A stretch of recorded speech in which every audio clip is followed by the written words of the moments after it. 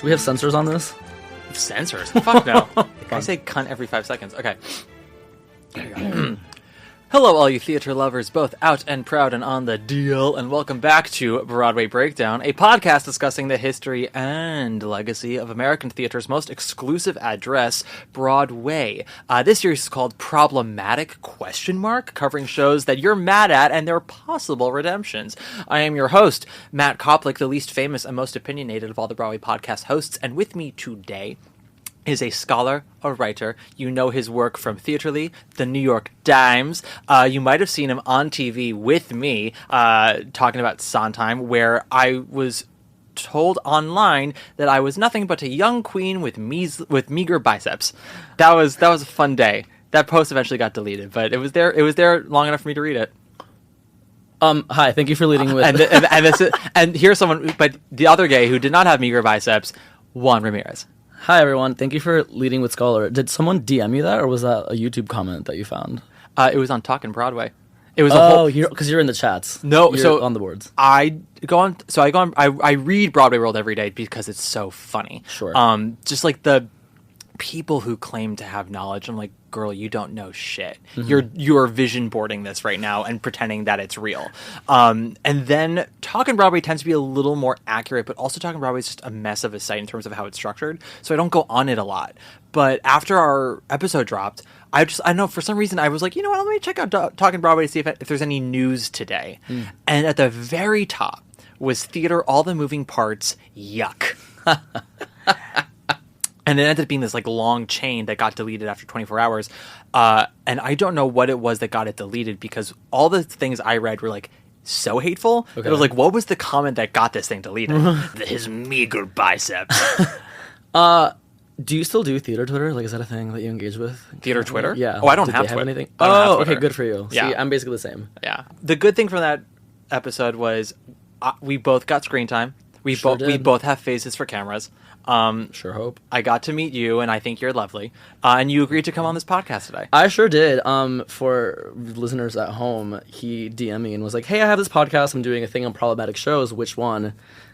I blacked out, and all I saw was a halo around the word carousel. Yeah. Little did I know that it was your all-time favorite show. It was my all-time favorite show, yeah. So I was kind of scared when you said that, and I was like, oh no, let me just do, what else did I say I could do? Well, you listed a couple. No, it is my favorite. You're also forgetting all the sexual favors I offered you if you came on the podcast, but I think that's because you just went straight away and you're like, you don't need to do that, I'll just talk about Carousel. Well, okay, sure. We'll just ignore the zipper sound at the top of the podcast. No, yeah, so Carousel is an episode that I don't like to say my listeners. I feel like I sound like Khloe Kardashian. My listeners? Just say those wonderful people out there in the dark. Yeah, I say the people who listen to the podcast usually. Right. Okay. Who choose to... People of this podcast listening experience. The people who decide to listen to this for some reason.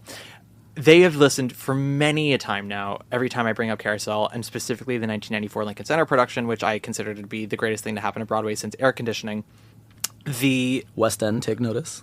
Mm-hmm. It did come from the West End, but they've all been like, when are you going to cover it? And I was like, it's going to be a 9-hour podcast. It's got to be someone Q.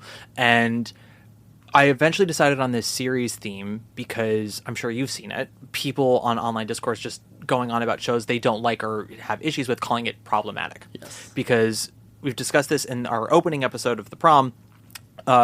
Patrick Pacheco actually was the one who was talking to me about this. He was like, I feel like problematic should be described about shows that don't work, like a Merrily or a Candide. Sure. Like, there are problem shows. You keep trying to fix them and they never fully gel. I was like, yeah, Patrick, but that's not how people are using it anymore. It's about shows that they find to be morally reprehensible or have bad whatever. And that is what this series is about. And I could not talk about Carousel because it is sort of the ultimate golden age musical that people gravitate towards about that. And I think it's the most misunderstood. In that respect. I think a lot of people blatantly ignore so many nuances of the material in favor of one line out of context and not talking about what that line's actually about. Sure. Or they see a bad production or whatever. And as I also talked with Allie, like, there's a difference between what a character says and does and what a show says and does. Just because one character says something doesn't mean the show believes it. Sure. And I think this is a prime example of that. So we're here and we're at it. And when everyone I reached out to all was like, I would love to talk about Carousel with you, but you were the only one who said, and I quote, when I tell you, Matt, I was born to talk about Carousel. And I was like, okay, she confident. She's unzipped and confident. I see something I want to... Yeah, okay, I mean, that's crazy. I'm glad I beat the rest of them. You did. Who might have given you a... They might have been the ones to see all those productions that, have been out there. But I did it. You sent me into the stars and back with this research because I've seen literally everything at this point related to Carousel. Well, I also told you didn't have to look through all of it. I just said, hey. But you know what? Imagine me coming on here unprepared. Also, wait. What is this? A Sondheim episode? Do you say carousel or carousel? Because I've noticed that I put the emphasis on the second. I think I say carousel. I think carousel. Carousel. Okay, that might be from Carousel. Okay, sure. I think I do like a little. We'll give the listeners whatever they want. Diversity in that. Okay, yeah. We love diversity. So Juan. That's the diversity pronunciation. Juan. That's my Rachel Zegler impression. When I played the role of Maria. Juan, what was your introduction to Carousel? How did it come into your life? Okay, so I was living in Boston and taking the train with my friends for what they thought would be sort of like a fun, debaucherous weekend in New York. Mm-hmm. And not that it wasn't, but they never accounted for the fact that I would be like buying tickets to 2 or 3 shows and rushing 2 others. So I'd be seeing, like on shows that have like Sunday evening performances. It would truly be just like that. Couldn't tell you what drew me to Carousel. Maybe I wasn't a Joshua Henry fan at that point. I was not a Jesse Mueller stan at that point. Mm-hmm. I don't know. Maybe it was just the Ben Brantley review, which is such a rave. I read it earlier this morning. But it was a half rave. Yes, he says it's a half terrific. Half terrific. But he just says the second act doesn't work, which is maybe never going to. I disagree with him, but we'll talk about that when we get to this revival. Or I can see his point. Anyway, I went alone. It was I remember Pride because I have the little, the rainbow playbill, which I love. The playbill, not the rainbow at all. Although sure, although that it's you love a good rainbow. It's colorful. Oh my god! When I tell you that I walked in and I did not stop crying from beginning to end. It was so beautiful. It was my first introduction to the material, so I'm sure this is the only allowance I'll give to my being wrong on this revival. I'm sure, but I'll say this: since it was my intro, I'm sure I glanced over any takes, any directorial, or it was your advances. So I was just sort of gagged about the whole thing in general. There's also a lot that you don't know is cut.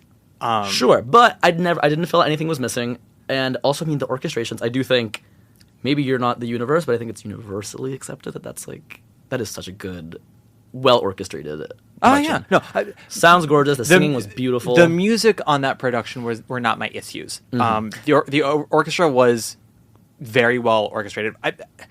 My only issue on the music side of that production was just that I thought that the dynamics weren't quite there. I wanted a little more intimacy on certain moments. It was when it was brash, I was and intentionally so. I was super into it. I thought the orchestra sounded phenomenal on the waltz. I loved the dance arrangements. All the big choral stuff. There were certain moments in If I Loved You and What's the Use of Wonder. I'm like, I think we can go a little slower. I think we can go a little quieter. But that's also because again, I come from the '94 one where acting was very much first on that. Sure. So the singing is a little simpler on that. But I'm not mad. The whole cast, top to bottom, is vocally gifted people. Yeah. When you listen to vocally gifted people sing one of the greatest scores of all time, you're not totally upset. Right. I love Jesse Mueller, and then sort of going back and seeing all these different productions recorded, film ones, whatever. Mm-hmm. I do think hers is sort of the definitive Julie for me. I think she has a knowledge that the rest of them don't, or an awareness, a sort of. She's tapped into the cosmic. Fatality of it all, I think, and she is very horny as well. Maybe not as much as the '94 production, but she's very horny. Yeah. I saw it on YouTube. Okay, great. The '94 one is extraordinarily horny. So first of all, I am a Jesse Mueller fan. I did not love her in Carousel, but not because of her, because of direction. Here's why I agree with you. Jesse is so good at being knowledgeable, but not overt, where it's just sort of the sadness and wiseness in someone's eyes. Yeah. She's really good at just sort of sitting there and you're being like, oh, you've lived a life. Yeah. Which is what makes her so right for Julie. And what would have made her right for Fanny Bryce? Yeah, well. I'm sorry, do we want this podcast to be 10 hours? I also had an issue with that production where I just felt like everyone was in a different version of Carousel. Lindsay Mendez was doing 1945. Jesse was doing 2018. Okay. Gemignani was doing Steppenwolf. Henry was doing Carnegie Mellon. Renee Fleming was riffing. I was living. I also I'm sorry. What's his face? The douchebag who played Jigger can't act worth a damn. So I also reread Brantley's review of that, where he's like, one of the greatest Broadway debuts I've seen in years. I'm like, are you fucking kidding me, fag? Yeah. We love you, Ben. We love you, Ben. Yeah, Ben. that was, I mean, he did it for me in that one. By the time that, all that happened after Unfurled and he was cast in West Side Story, I was like, why are we keeping him around? Yeah, I don't know why. But that's a 12-hour podcast. Beautiful dancer, beautiful gowns.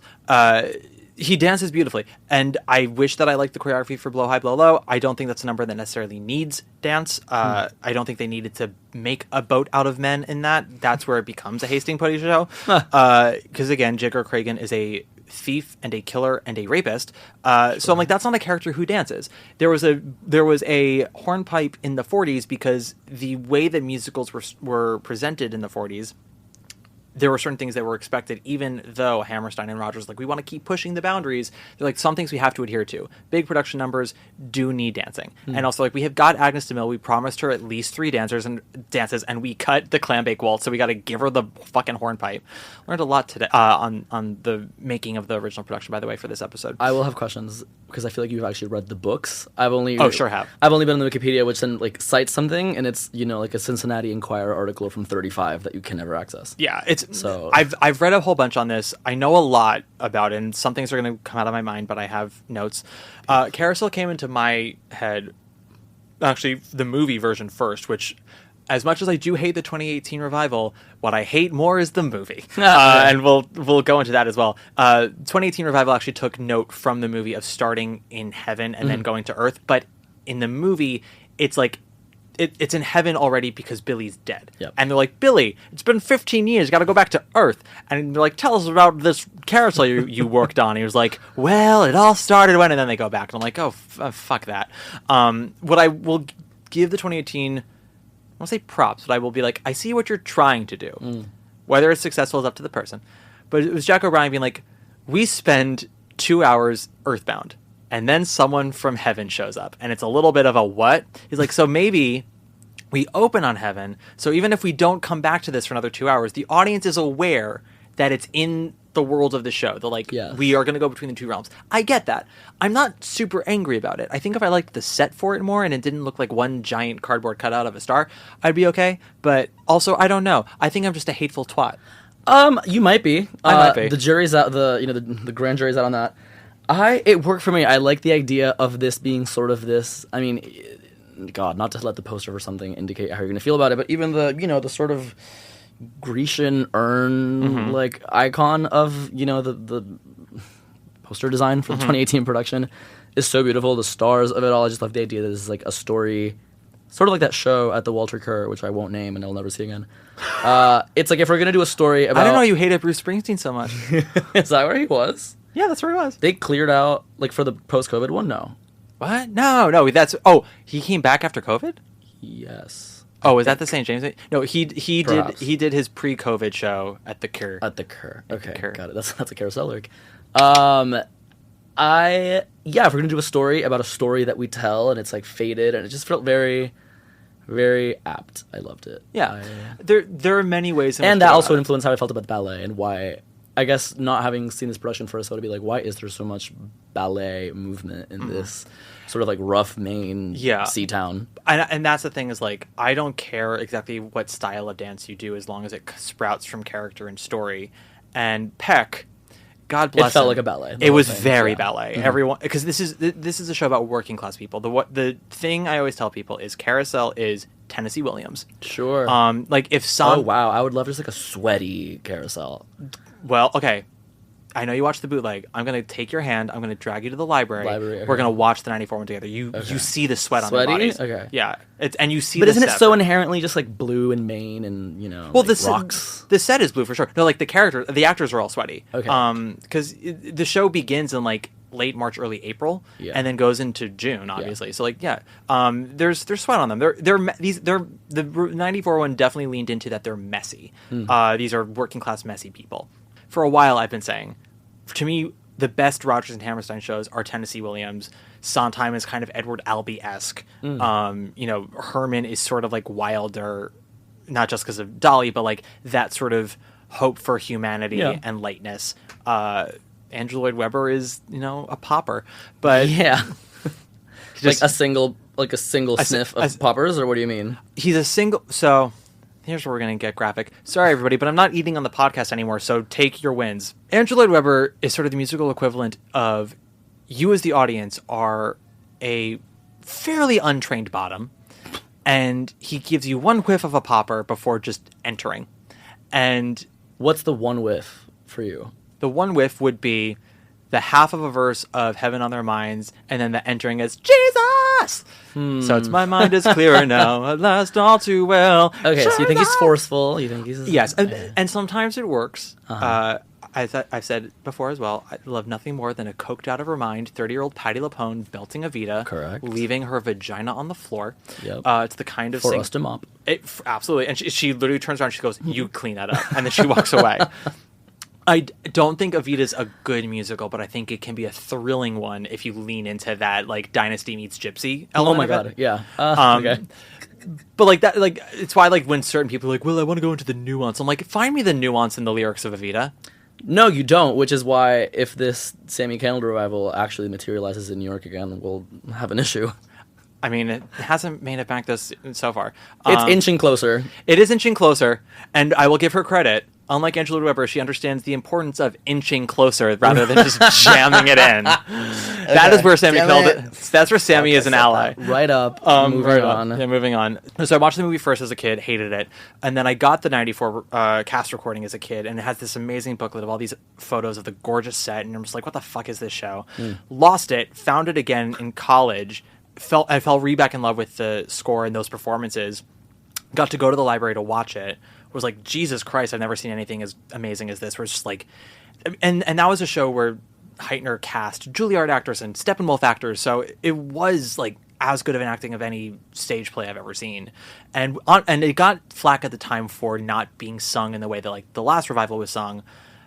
You watch, you're like, I don't know, this is sung pretty fucking well. Yeah. Especially like, there have been so many more vocal performances since that production that have been so garbage, and some of which have won Tony Awards that like, we look back on that after hearing how maligned Michael Hayden was as Billy vocally, and you're like, yeah, no, he doesn't sound like John Ray, but like, he's not bad. No. He sings well enough, he's on pitch, like, it's, what are we talking about? And his acting is fucking second to none, and he's sexy, he is sex on a goddamn stick. When he straddles the horse head in front of Julie and has his fucking dick in her face, I'm like, that is this show in a nutshell. Literally. I digress. And that was sort of doing like the 2019 Oklahoma thing of like, we're gonna make our big, strong man just like a hot twunk. Kinda, yeah. He's not burly, Michael Hayden. No, and it didn't work as well for me in Oklahoma. Oh, I was...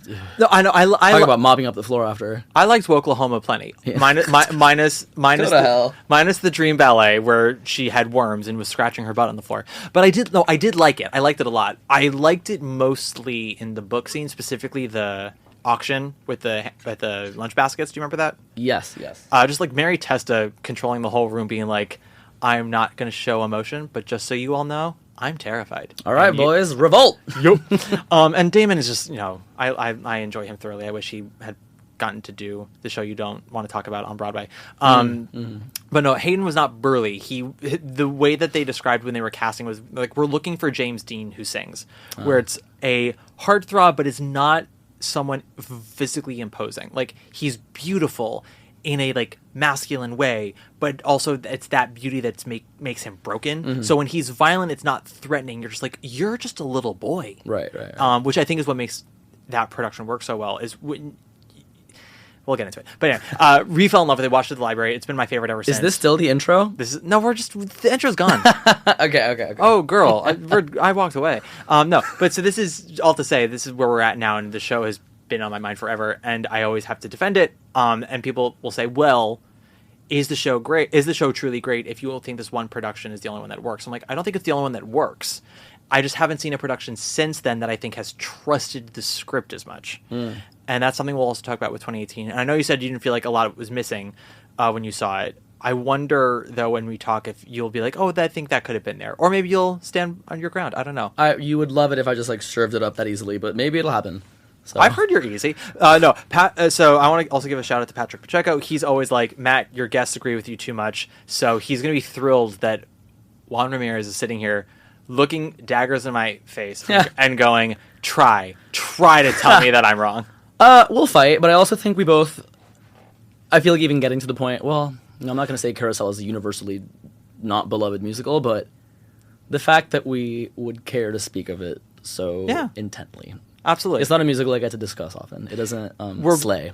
We're both coming from a place of people who enjoy the material, and I think that is... Yes, and I really love diving into how... I read Lilium, which I thought I had read, and maybe I hadn't. I don't remember. Maybe I read pieces of it, extras of it. Read the book for the show again, and just like reading the lore, reading everything, I'm like, this is rich text. It is, and it's such an interesting fucking little play that they have going on there. Yeah, Lilium is weird. Yeah. It is a weird play. It's Julie's I'm not gonna say a bitch, but she's rough in Lilium. Oh yeah, which is fun. Well, because also Lilium's a fucking twat. Yeah, he's So, for those who don't know, because they haven't listened to my podcast before, my uncultured fucks as I like to call them, what is Carousel about? One. Okay, so the plot is set in... Is there a time period? Like turn of the century, Maine? It's late 1800s, yeah. Late 1800s, like Maine. 1880s, 1890s, yeah. A quaint, fishing village, I guess, right? Sure. You're looking at me like I'm going to get it wrong, and I'm going to get it wrong. I'm looking at you, waiting for you to say the next sentence. There's a carousel in town, or maybe it's always there. There's a traveling carnival that's, in those days, like, it wasn't like you came for a day and left. Like, they're there for a couple of months and then they leave. Like, they're there for spring through summer and then they go during the winter. Sure. And there's the sexy carnival barker there, Billy Bigelow, who, as we are dropped into sort of the setting up of the carnival, we see how he commands so much attention. He has so much sex appeal. All the girls who work at the nearby factory are, sort of staring at him. But so is the carnival owner, Mrs. Mullen. Miss Mullen? Mrs. Mullen. Mrs. Mullen. She's a widow. Oh, okay. Yeah, you can't win them all. Mrs. Mullen sees Billy flirt with Julie Jordan, one of the girls who works at the factory, who's there with her friend... Carrie Pipperidge. Carrie Pipperidge, thank you. Of the farm. Kicks out Billy Bigelow, says, don't come back here if you're not going to, not touch this girl, not fuck me or whatever. So he then leaves the carnival. Julie says, no, I'll stay with you, even though Carrie tells her to leave and go home, because if she doesn't go home, then she'll lose her job too. And then the two of them just get to getting on, basically, in a lovely 9-10 minute bench sequence, as we call it. They fall in love, and then things are rocky. He's very much a ruffian, and at one point he... sort of flies into a fit of rage and hits her, and then that sort of changes the entire relationship dynamic. But they're still together, and then they find out she's pregnant. He freaks out about how he's going to provide for this child, enters a sort of very stupid crime plan with this guy Jigger, who also I think works at who's also a sailor. Jigger's a sailor. Not also a sailor. A sailor. They're also sailors in this musical. Also, I think I'm wrong. Or longshoremen. What are they called? Yeah, shoreman, longshoreman. I don't know. But they even do that because that sounds official, and these people are like shucking oysters type of shit. Yeah, Julie calls him a sailor. He's on a ship that's in port. They come in frequently. Also, I'm wrong. I think the carnival has always been there. It's a fairground. Billy is new to it because Billy comes from New York. They say that in the bench scene, yeah, when the policeman and Mr. Bascom show up, and because that's another important detail. But yeah, when they catch Julie and Billy together, and the policeman says, we've got a report on Billy over here. He comes from Coney Island. And Mr. Bascom says, love he's from never New York. dies. Love never dies. The Phantom came in and Billy's like, I'm out. Right. And when he's like, I'm going as far away from this shit show as possible. I'm going to Maine. So, I think Billy is new to this situation, but the fairground has always been there. Got it. Okay, so Billy and Jigger do the stupid crime. Billy is cornered. The crime does not work out. And instead of giving himself up, he kills himself. We mentioned that Julie's pregnant, right? You said that? Yes. So he freaks out because he doesn't know how he's going to provide for the child. For the bebe. For the bebe, who we learn is a daughter. Billy kills himself. The town is like, we told you, Julie, he was bad news. She cries, and then we go to heaven, where Billy is given the opportunity to go back to Earth to sort of right one of his wrongs. He goes back to Earth, where 16 years have now passed. He sees his daughter. He tries to give her a star that he stole from heaven to make it up. She's like, who are you? Leave me alone. He again flies into a fit of rage, slaps her, and he's not allowed to go back to heaven. Or is he? He allows himself one more chance. After that? Yes. Oh, and that's how he goes to the school? Lilium is, he hits her, and they're like, okay, so you go to hell now. Right, okay. Carousel ends a little differently. Sure. And, well, unless it's the Regent's Park open air production, but we don't have to get into that. I would love to, but let's... Well, because I didn't see it, I only read about it, and they're like, they talk about cuts, like, and just cuts left and right. So the main thing you need to remember with Lilium and Carousel as we go into it, Lilium is not about redemption. Lilium is Molnar literally being like, toxic masculinity is a killer. People, if you're in an abusive relationship, get the fuck out, or one of you's gonna die. And you know, awful people are awful people, and they never get redeemed, and everything sucks. And that's the end of Lilium. Oscar Hammerstein was a bit more of an optimist, and he was like, I like to believe that people can be better if we give them the chance, and if you ask for help, we can help you. So he ends it on a more hopeful note. It is still bittersweet. Billy is still dead. People always say that the show condones domestic violence. And I'm like, if the show condoned domestic violence, it would end with Billy alive, married to Julie with Louise, hitting them both as the curtain came down and be like, you'll never walk alone. Well, that's... You were talking about how things are problematic or not, and you said that, you know, there's a difference between what the show believes and what its characters believe. I agree with that. I don't not think the show itself is slightly problematic. I can't believe I'm saying this on a defending Carousel podcast. It's not necessarily defending. I'm defending, but you can have whatever opinion you want. But, okay, so yes, he's given one more chance. I thought he was just sort of wandering about for a little bit after the star thing did not go through. No. He's given one more chance, and now we see his daughter at her high school graduation, where she, this whole time, has been sort of ostracized growing up, you know, like your single mother, your, you know, deadbeat dad, whatever.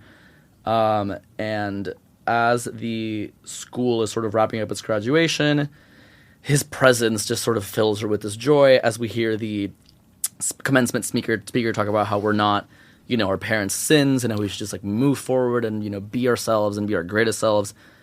As this is happening, he sort of, his spirit sort of moves her and she rises and the community finally embraces her, and then he, you know, goes by Julie, tells her, you know, I always truly loved you, and then she rises, they're all singing You'll Never Walk Alone. The idea that it's like, oh, she's now so much stronger because she has had to go through this, is true, and there is beauty to be had in that idea, but it's also like, oh, I don't know, it's just I love the messiness of it. I love that the unsettled feeling it gives me. I'll say that.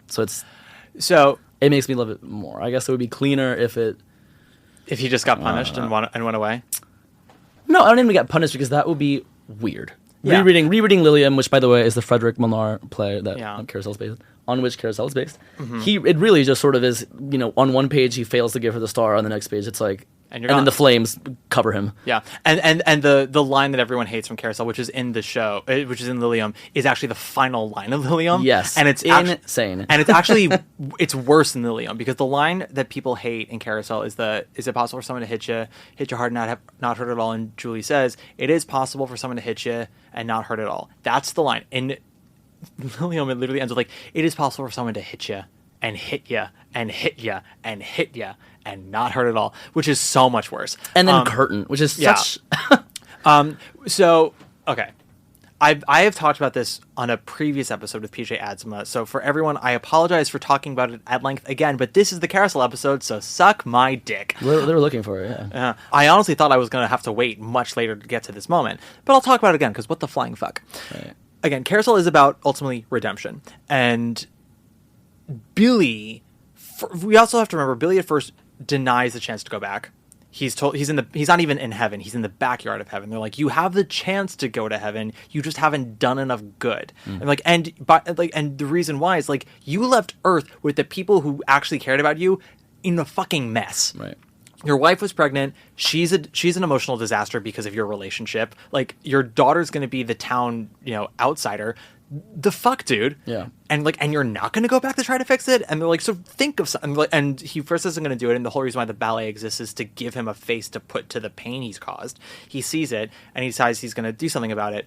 But it's still a little selfish because he's ultimately thinking about his own salvation. He's like, I don't want to go to hell. How do I not go to hell? And I do care about my daughter. So yeah, he gives her the star. And when he's giving it to her, she freaks out because some dude she's never met is like, I knew your dad. Here's a star. Like, I'd freak out too. I'm like, get the fuck away from me. Stranger danger. And he's thinking, all he's thinking is like, I can't go to hell. I can't go to hell. Like, she doesn't know what's at stake and he knows what's at stake. And he's such a man-child. Yeah. And the Heavenly Friend even says to him, like, when things don't go your way, all you do is hit someone you love.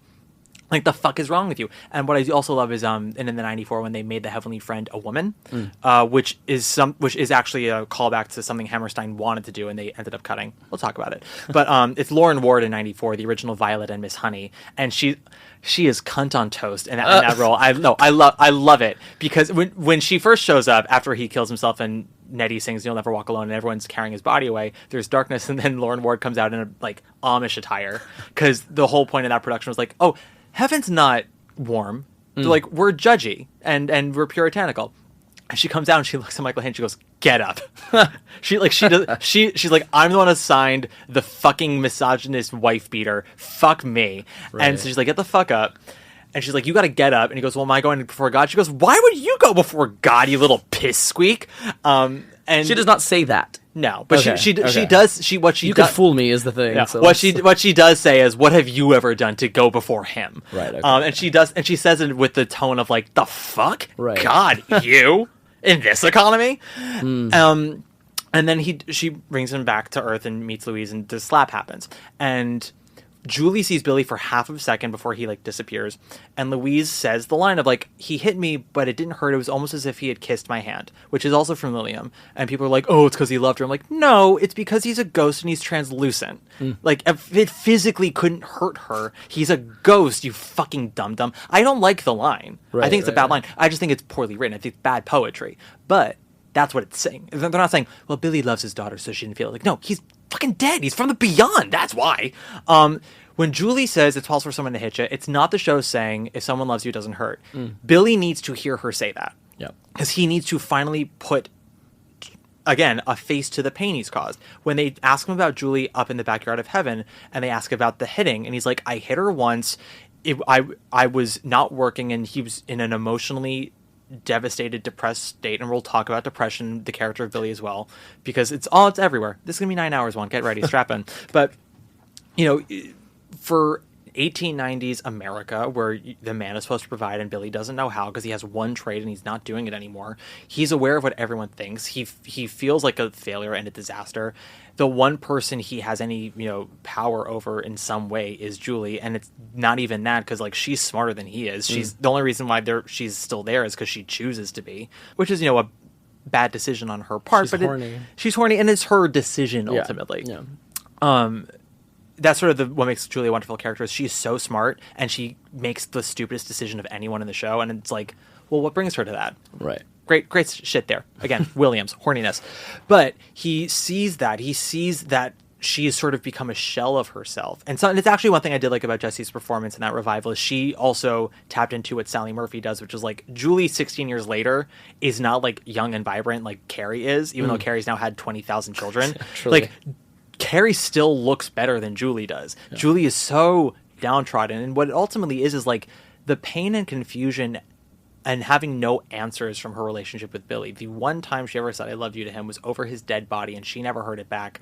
She has no closure from this moment of her life that had a lot of power and good to it. It gave her some happiness and sexual vibrancy, but she also caused her a lot of pain and no answers and all this shame and stigma. And so when Billy sees that and he demands a little more time, the two things he finally does is he's like, I can't even think about myself anymore. Like, fuck that. He's like, my daughter is miserable. He's like, she's got a whole life ahead of her. How do I help her? And he's like, and Julie also, like, the one person on earth who actually remembers me and still loves me somehow. Like, my daughter only has heard terrible things about me and she knows it's all true. What do I do? So what he does is, with the power of being dead and being a ghost, where it's like spooky, scary, he tells his daughter, just like, it's like, please just listen to this guy who's telling you like to let go of the shame of me, like cut ties with me, cut loose of me, and start, and start walking on your own. And like also just embracing the community. Like there are people around who care. Like don't shut them out like I did. Just not to sound corny and Hammerstein, you're like, hold your head up and like look around. And when you need help, ask for it. Like that's all he's doing. He's just giving her those tools so she can start being better than he was. And then the one thing he says to Julie is when he says, I loved you, know that I loved you. It's the closure she needs so she can close that chapter and move on. And that is what he does, is he ultimately allows the people who remember him to not forget about him, but to move on from him. And that is the one piece of good he does. Yes. And that is what ultimately gets him into heaven. And it's ironic because it's when he's finally no longer thinking about himself, but thinking about others. Sure. Now, is that effective for everyone? Maybe not. Because as we've gotten older and times have gotten shittier, it's harder to be optimistic about redemption, right? Oh, I'm optimistic about redemption. I'm not saying it's impossible. It's harder, I would say. I just think that the daughter and Julie's emotional journeys, that he's the one to afford them, that is the thing that I'm a little okay, sure. But as someone they are forgiving those who trespass them, I guess. As someone who would very much like closure from one particular person in his life and is pretty sure he's never going to get it, I think that it would help me a great deal. Well, but sure, but that lack of closure is what's keeping me thin. So okay. On that note, let's take a break. Billy, I beg to differ with you. How do you mean? You're the top. Yeah? You're an arrow collar. You're the top. You're a Coolidge dollar. You're the nimble tread of the feet of Fred. And we're back. How was your break, Juan? Lovely. I got like a couple deep breaths in. Great, fantastic. I went to a nice little clambake. It was great. How do you feel about that number? Because I feel like I hear people discussing it in such what a joyous moment, and I'm like, I've never heard anyone say that. Really? Everyone I know who even if they like the show, they're like, oh, cut that number. Right. Okay. I am half and half. It is definitely a welcome back from the bathroom number. Yes. It's a little silly. The cast is sort of the whole entire ensemble is sort of like lounging on these rocks. I see. For me, rubbing their tummies and very like Thanksgiving vibes. I don't like it when people do the whole like golly gee whiz. Like I think there's still a bit of not horniness, but it's like the little bit of calm right before the rest of the storm that is Act 2. Yeah. And I think if you have a good company and you're a good director, like you create a tableau where you can sort of see dynamics with different people. It's like something I really love in the 94 one. Do they do it? I think they only did it in London with Joanna Riding, but like Billy's head was in Julie's lap, and like it was like the last time that he was actually like centered before everything went to shit. Yeah. So it's those little details that I like. Does it do anything to move the story forward? Fuck no. Oh, I don't need that. No. Although today I learned, and this is so obvious, but that it was originally an Oklahoma song. Yeah, it was called "This Was a Real Nice Hayride." Hayride. Yeah, and they cut it and they put it in Carousel. Yeah, I learned that as well from the book Round in Circles. Who wrote that? A dude. Thank you for your contributions, dude. Yeah, it was some British guy. The book came out last year, and I bought it, and then I was like, I'll read this at some point, and I finally read it now. And on the cover is Joanna Riding and Michael Hayden from the National Theater production, which is what transferred to Broadway in the 90s, of him putting her on the horse, and it's like very sexual and very dark. Like her face is not. She looks a little bit like she's gonna get assaulted, even though like her Julie very much is like, I want that dick so bad. Yeah. If you go on Aurora's Spider-Woman, he has the video of the prologue in London, because Heitner, being the British director he was, and he had to plant this production that worked so well to Broadway. He was like, yeah, the staging will be similar and the design will be similar. He's like, but actors are different. Like, give them all new things to do. So like Joanna Riding's Julie Jordan and Sally Murphy's are very different. And if you watch the Aurora Spider-Woman video from the National, Joanna Riding, once they get to the carnival on that turntable, she is like running around looking for Billy. She is fucking stalking him. Mm-hmm. And then when he jumps up on the horse, she's the first one to bolt and she like slaps the horse. And when he walks right past her, she's like, okay, well, I'm going to wait here and hope that he notices me. And then when he picks her up and scoops her up on the horse, she's like, oh, better than I expected. Like, it's like she got there ready. Yeah. You knew that was a Julie who was absolutely going to stay on that hill because she was like, I am getting fucked before I turn 30. She's like, and I would like nothing more than it to be this dude. Sure. Okay. Yeah. 30. She's like 18. Yeah, she's like 19, 20. But she's not going to get married, she says. So Right. I adore that line. Yeah, sorry, I'm never getting married. That bench scene's incredible. The carousel.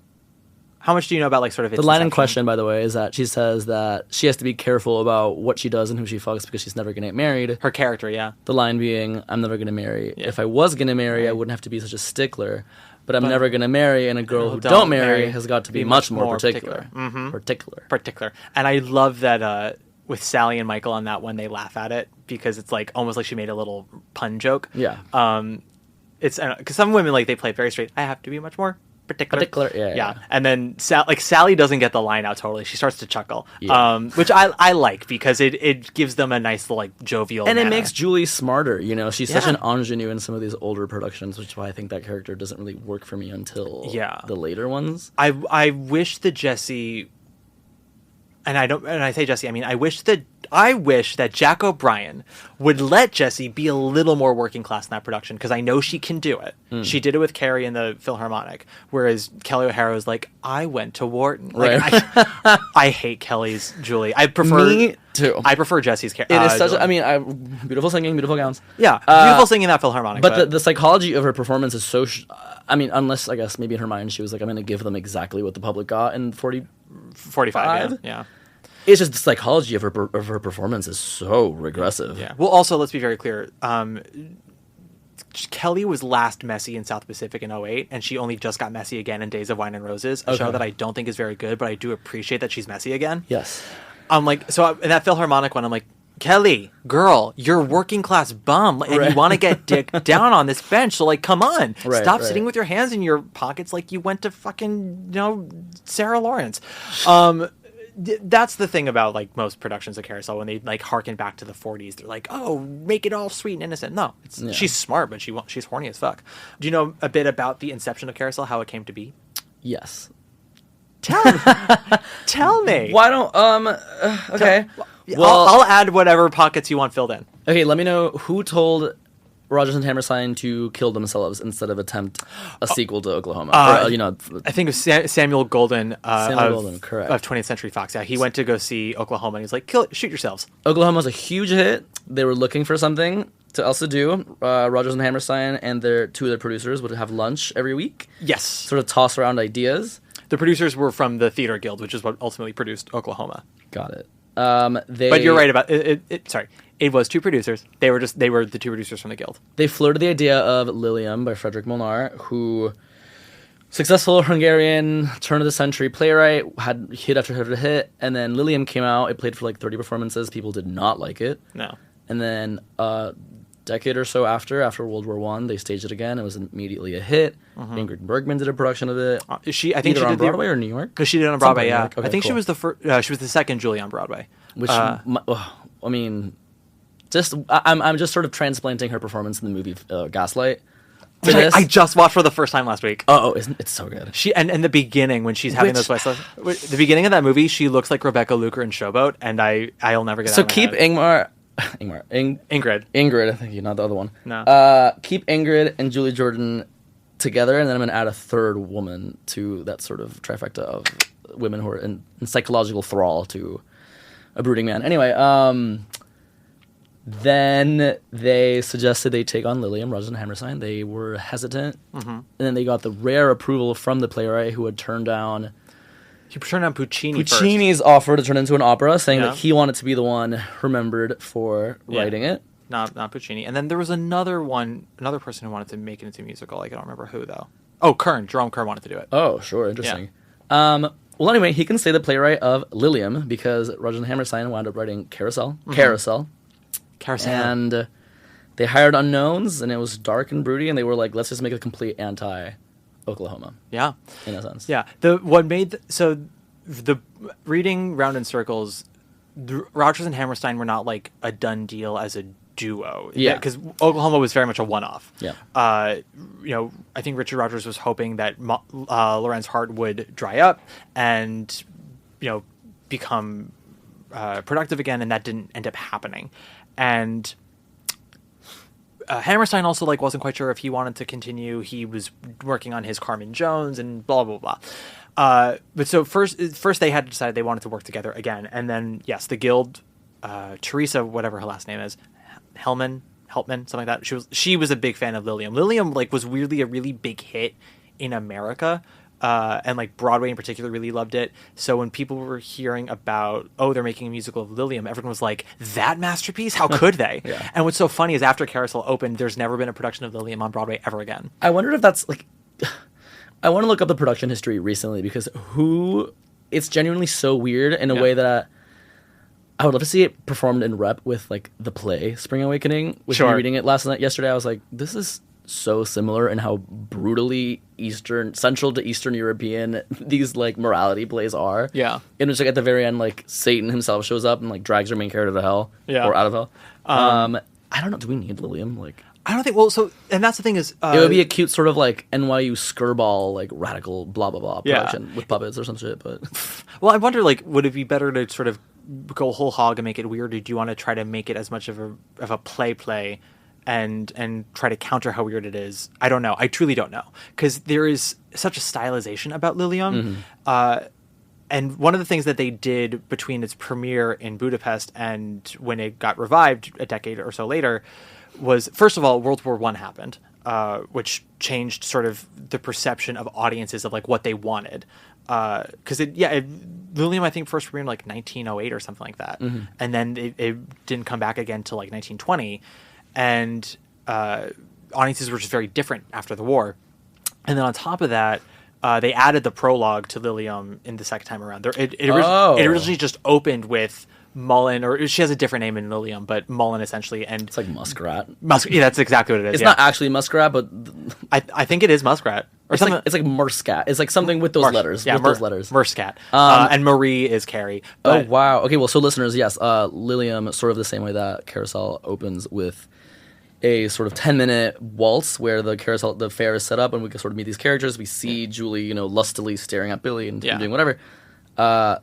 Lilium, I guess the second time around, opened with this sort of beautiful tableau of that same exact thing. Yes. Which must be so shocking to think about. I mean, I can't really think of a sequence, something I've seen in theater in a straight play where I'm just sort of watching people interact for 10 minutes. It sort of feels like it's built like an opera, sort of, in the way that it's just 1,000 characters milling about doing their thing. Mm-hmm. We're told that some dialogue, surfaces and we can hear a joke or something and people laughing, but that's insane to just sit down and have 10 minutes of a wordless play. This biome. That then goes into nothing but dialogue. But it apparently made all the difference. Which, I mean, how could it not? We look at the waltz now and we're like, you can't not do Carousel without the opening waltz. You can't just open with Mullen. No, I mean Ethan Morden, who I might bring up later. He, of all the things he said about this musical, he did say that it's the greatest sort of intro to a musical theater. Oh, absolutely. Ever.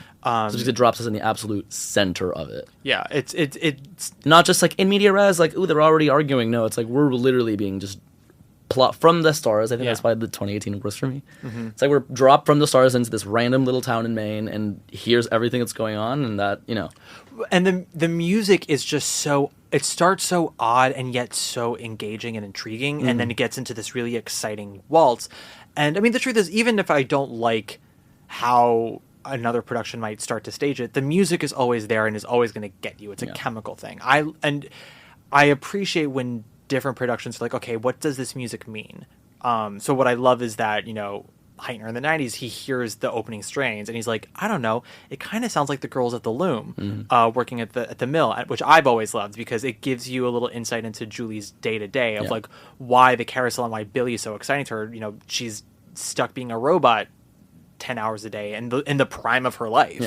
And as you said, it's we're seeing the show, we are getting eased into it a little bit, but ultimately it's just in the thick of action and so much is going on and it's so exciting and engaging and it's operatic but yet musical and European yet also American. It's very fascinating. It's also fascinating to know that the music of that was not originally written for the show. Was it a trunk composition?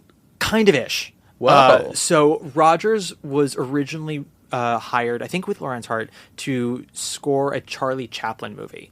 I think it's Charlie Chaplin, yeah. And there was going to be a pantomime sequence that was in Central Park of all these different things.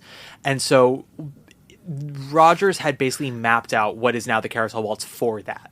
And it's not the full waltz. Like, it's not as we hear it now, but like in that it's not as rich, because I cannot imagine just like you're watching a Chaplin comedy and then all of a sudden this like grand, beautiful, sort of sweeping, orchestral piece starts playing. I know. Well, it's probably best then that it didn't end up happening. No, like all the themes of the waltz were already written, plunked out. He's like, I have the melody for this and this melody and this melody, and like that's gonna go here. Interesting. Yeah, I don't think it was necessarily structured exactly the same. Okay. But every theme we know from the waltz was originally there. And then when that kind of didn't happen, he put it away, and then he was asked to contribute a suite for some Philharmonic special. Like, all these Broadway composers were asked to come up with suites. And Rodgers, much as he loved to work, he was also like, I don't know, I already kind of have like a 7-ish minute suite here. Yeah. So he went back to it and refigured it a bunch, and he played it for Hammerstein, because it was after they were working on Lillian when he was asked to submit this, and he played it for Hammerstein. He's like, does this sound like anything? And Hammerstein heard that. He's like, so that's going to be the opening of our show. Right. By the way, you wrote this like weirdly circular, concentric waltz that might be perfect for the show about cycles of violence and redemption. And that's sort of the genius of Hammerstein, as well as like what made their partnership work so well, is like one of them would come up with ideas that the other one would be like, no, actually, yeah. Or one of them would do something random and the other one would be like, okay, so that's actually kind of brilliant. Right. So like it was Rodgers' idea, because one of the reasons they didn't want to do Lilium was Hammerstein was like, I am not European. He's like, I don't know he's like, I don't like Hungary. I think it's ugly. He's like, I know. Which, to be fair, Lilium is not by any means, in any way of the imagination, pretty. No, it's an ugly play with ugly people and ugly things happen to them. It's very bleak. Yeah. Very, very bleak. And Hammerstein... But appropriately, they were like, this is not for Broadway. Yeah, well, and Hammerstein's first role, he's like, I'm a fucking jaybird. He's like, I'm a sweet little country boy. I like to believe in the good of man. Yeah. I'm not really religious, but I'm sort of religious. He's like, and I like blueberry pie. I'm Americana. He's like, Lilium, it's a beautiful play, but like, it's European and it's bleak. What am I supposed to do with this?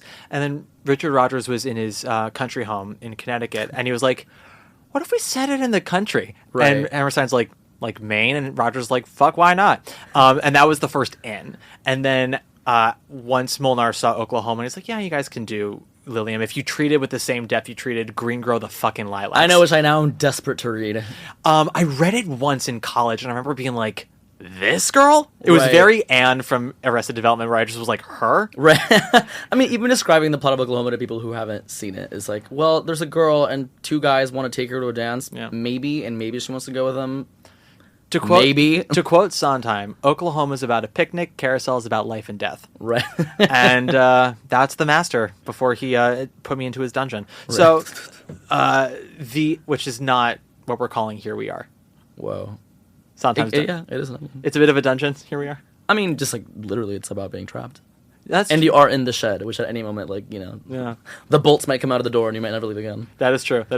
No, but yeah, so it was moving it to Maine was like the first breakthrough.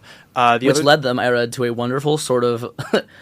I need a comedy now of them two learning how the fuck like New England culture works, because I read that they had to send an expert, like an investigator, into a kitchen to find out how lobsters are boiled. Yeah, which is such a ridiculous. I'm like, I really, they didn't have like food talk or whatever back then, but the things they didn't know are kind of hysterical. Yeah. Well, and also Hammerstein was such a stickler. It's where Sondheim got it from, because Hammerstein was Sondheim's mentor. But he was like, I don't want to just make shit up. He's like, I want as much research as possible. That's all. It's also easier to write when you just like have information at your fingertips. Easier to have something and adapt it than to create something. But yeah, no, it was for clambake. Basically, once they turned hayride into clambake, he researched all the different things you do at clambakes and all this stuff. He learned there was a recipe for like codfish chowder, and he learned how to make it, and it's in there. The thing that happened was he wrote the lyric about the lobsters, about slicing the lobsters from the back, and he had a friend who was like a New Englander New Englander going, you actually slice them in the front. And then he had friends go to like all the main chefs in New York, and they're like, no, you slice it down the back. And Hammerstein's like, I think people just don't know which is the back of the New England lobster. is confused. Yeah. That's what Carousel's about. New England is confused. Yeah. That's pretty true. There was another one also about like the lambs in the ewe sheep. The ewe sheep in what Carousel. time they mate. What time they made it. And he was like, that is like in this particular year in 1887 they for some reason made it in the spring, and that's done. I love that. Yeah. In another world, this is an SNL skit. Oh, totally. By the way. Oh, another world. But also like just for us. Like, Right. it's It's a dream I had last night. Yeah. But I know like Rodgers also came up with the idea for soliloquy and sort of how that was going to be structured. Hammerstein had other ideas. He also was like, can I change the ending? Because he's like, I just can't let audiences go out on this note. The other thing to think about, which I never actually thought about myself, was the show premiered in 1945. World War II was about to end, but they didn't really know yet when that was happening. And that's something... It's like the strike right now. Exactly. it's just like... but they were... most of the audiences for Oklahoma and Carousel when they opened were, women whose husbands and sons were off fighting. And knowing that they might die, these men who they knew weren't perfect and had fucked up in the past and, had done just as terrible things as Billy or worse, but for some reason these women still loved them. In their heart of hearts, they wanted to know that these men could possibly make it into heaven subconsciously. And Hammerstein's like, I can't tell them that their loved ones are going to die and go to hell. He's like, I just can't do that. Something I never actually thought about. That was something that I read that I was like, that's fascinating. Which maybe just makes Carousel a product of its time in that sense of what we want an audience to take away from the character of Billy. Ethan Morden says that too he has a Theater Talk appearance where he talks at length about this. I'm always so cautious against projecting a show's success on what the audience wanted.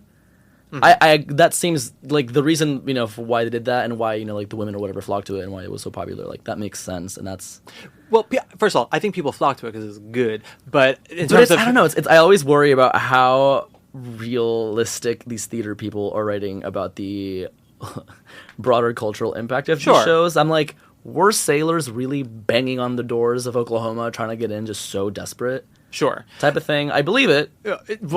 Yeah. Speaking of Broadway world, people were posting about the first preview of Spamla because there's someone in Spamla right now who's currently fucking a pop icon, and people said, oh yeah, no, she was there. Like it was totally cool. Like maybe 3 people came up during intermission. It was very, very respectful. And then one person posted the next day, she was there. She was absolutely mobbed. And everyone was like, the fuck are you talking about? And it's just, there are some people. First of all, the way history always works, right, is like, it starts off as one story, and then over time it grows into this kind of legend. But then also people just want to sometimes believe that they were in a room where something happened. Well, and thank you for bringing up that show, which we will not get into. But no. I fear for how that show will be discussed in history books in 10 years, because it's just such... It would be so easy to say that is the show that just sort of like solved Broadway or whatever, and that it changed the culture. And I'm like, it just changed the art section of the Times for a few years. Yeah. But nothing ever really changes Broadway immediately. It's a long effect, but also like, or the other way around is like, I don't know how much really, the kids going to school in 44 were like changed by there not being an overture in Oklahoma. Yeah. The thing about Oklahoma was that it was sort of the first Broadway musical to be such a national talking point. Like Broadway was very much the focal point of pop culture, but like Oklahoma became the kind of phenomenon where it was played on the radio all the time. Everyone knew the songs. There was fucking merch for it. South Pacific also like weirdly was a show. There was like plates. Yeah, South Pacific literally had lunchboxes. Yeah, which I'm like, okay. Can you imagine having a Mary Martin lunchbox from South Pacific? Honey. That's sold, and not ironically either. But that sort of Rodgers and Hammerstein became sort of this institution, and they became that. The difference between them and Lynn is that they wrote far more frequently. They did a show every 2 years, and Lynn's like, it takes me 20. I'm like, okay, and that's fine. If that's your process, that's your process. But I mean, I think it's less of projecting of like, this is why, and more sort of like taking, what's happening around you, whether you realize it or not, does have impact on how you write and also how you take in shows. I was talking about this again with The Prom, which I'm pretty sure this is going to be like 5 episodes after the Prom episode, but we are recording this on the same day. we were talking about how you feel about a show often comes from like where you are in life when you meet it for the first time. And that can always change over time. There are things about The Prom that I loved that I now no longer love because of how my life has gone. Not to imply that I don't like where my life is, but rather things happen in life that you're like, become moments where you see something happen on stage. Like, that reminds me of a moment that happened to me that I didn't like. Right, okay. So I don't like this anymore. 2018, I was primed to love this show. And you did not. And defend it. No, I do. And I do. Okay. On both counts. I do really... I was, on the other side of things, I was defending Lana Del Rey's album, Lust for Life, which... Was it what? Lana Del Rey. Are your listeners not Lana Del Rey fans? Oh, Lana Del Rey. Lana Del Rey. I think all they know about Lana Del Rey is that's who the gays fuck to in Red, White, and Royal Blue. Is it? Is it? Well, actually, funny that you mentioned it, because have you seen it? Red, White, and Royal Blue? Yeah. I sure did. The most cursed, not haunting, haunted version of If I Loved You plays. Sure. And I told you that I almost fell into my couch. It's a moment for sure. I just remember when the prince lifts his knees, and I went, okay, now everyone knows. No, I think maybe they do listen to Lana. Anyway, I was thinking about her the entire show. The entire And show? her music, and the battles I put up for her, and the battles I put up for her. No. That production and this show. No, there's passion. Which we'll get into. Passion should be rewarded, but it's. I don't know if necessarily if Hammerstein is like, this is what audiences want, so much as he was going with like what he personally wanted to do. Because Hammerstein was sort of half and half. Like, he was artistic, but he also did think about audiences, which is, I think, always important, because you have, I think, some of our most talented, fascinating musical theater artists today don't give two shits about the audience, and that is what is hindering some of their works. Name them. Michael John LaCusa. There, I said it. Okay. I think his Wild Party is the better Wild Party. Yeah. And I love some of Marie Christine. I really like Hello Again, but I saw First Daughter Suite, which, there were 2 scenes that I loved and 2 that I was like, oh, you don't care if I'm sitting here. Right. Okay. You actually kind of resent that I paid to see this. I haven't seen Gardens. I don't know anything about it, but I had friends who saw Queen of the Mist, and they're like, I mean, I support Mary Testa being the lead of a show, but I sat there being like, Michael John, are you mad at me that I came? Right. Like, Okay. You wrote a show where you're like, fuck off. And maybe that's not how he feels, but that's how I feel when I watch it. And then I watch other writers who are like, I want to give the audience all they want. And I'm like, you gotta find a halfway. Right. Make them I think Tal Prince was like, I want to give audiences things they didn't know they wanted. And I think that's where it gets really fascinating. And Hammerstein, I do think, does that with Carousel, because whereas Oklahoma, there were so many things about the form that they brought together to create this, very impactful musical. Carousel, he was like, okay, we can't, like, it's like, let's lean a little further into the darkness here, and so that way we can come out the other end and like still have that semblance of closure and hope that we love and that we make our bread and butter on, but while still honoring like the edges of the text. And to his credit, Molnar was like, I actually really like your ending. He's like, it's a better button than what I wrote. And it's like, oh yeah, the button where it's just Billy off in hell and Julie going and hit ya and hit ya and hit ya and hit ya. I'm like, yeah, no, You'll Never Walk Alone is a better button, bitch. Yeah. Yeah. What is your favorite song in this show? What's the Use of Wondering? Which I also think is like the key to that show. Which is why I think, to throw her under the bus again, Kelly O'Hara. The way that song She's so thin, it's so easy to throw her anywhere.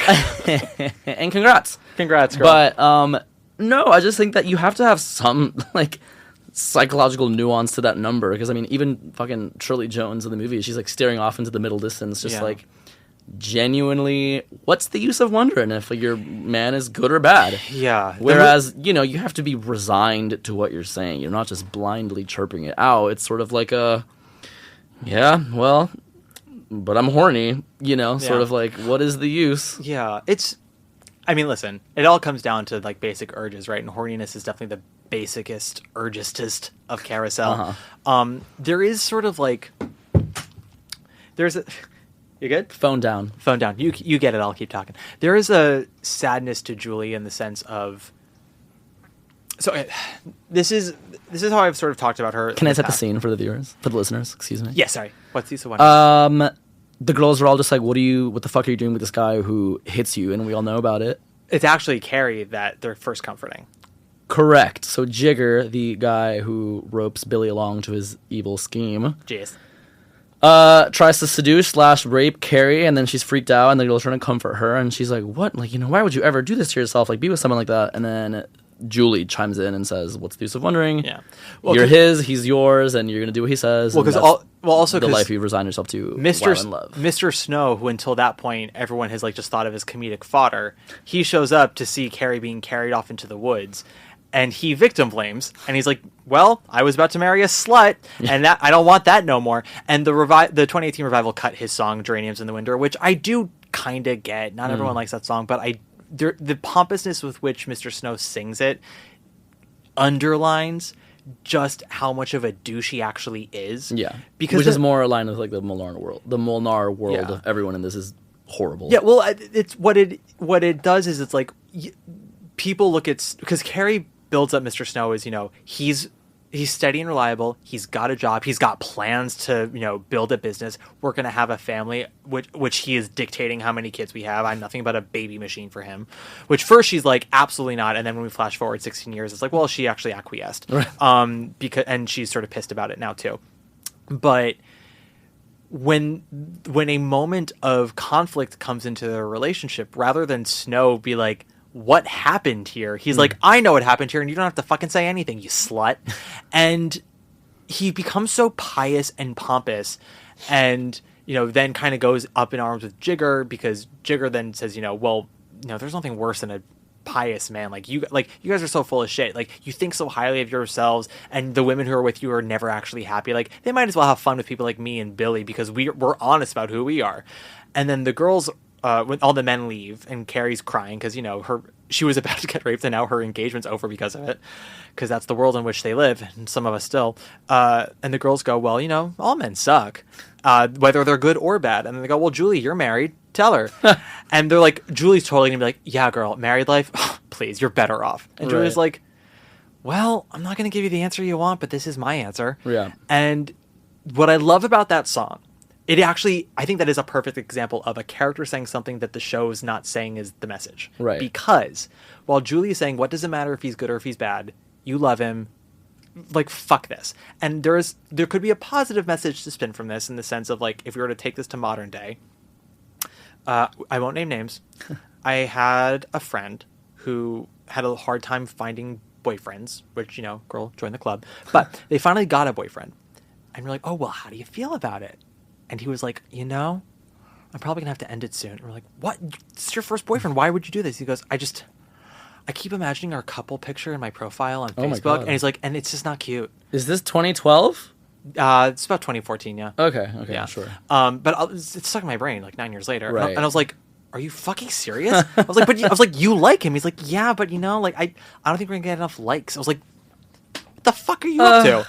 And it's send them to dogfight. Not dogfight. But you're like, it's a little bit of that, like, who fucking cares if you like him? Like, who cares what anyone has to say? Yeah. Obviously, like, when people who care about you are like, I think you're in danger, girl Molly. Right. Then you want to maybe listen to them a little bit. But that's another story. But where Carousel is like, okay, here's where what Julie has to say is not necessarily what we're saying. The song gets interrupted with Billy and Jigger going off to, quote unquote, find the treasure that all the men on the island are going to do, but they're actually going off to do the robbery, and Billy's got the kitchen knife under his jacket. And I remember that 2018 cut this moment in their interaction. Billy came on stage, and Julie's like, where are you going? It's like, we're out to find treasure. She goes, Billy, I don't want you. He goes, bye, and he goes off stage. And then Neighbor Fleming goes, common sense, which I hated.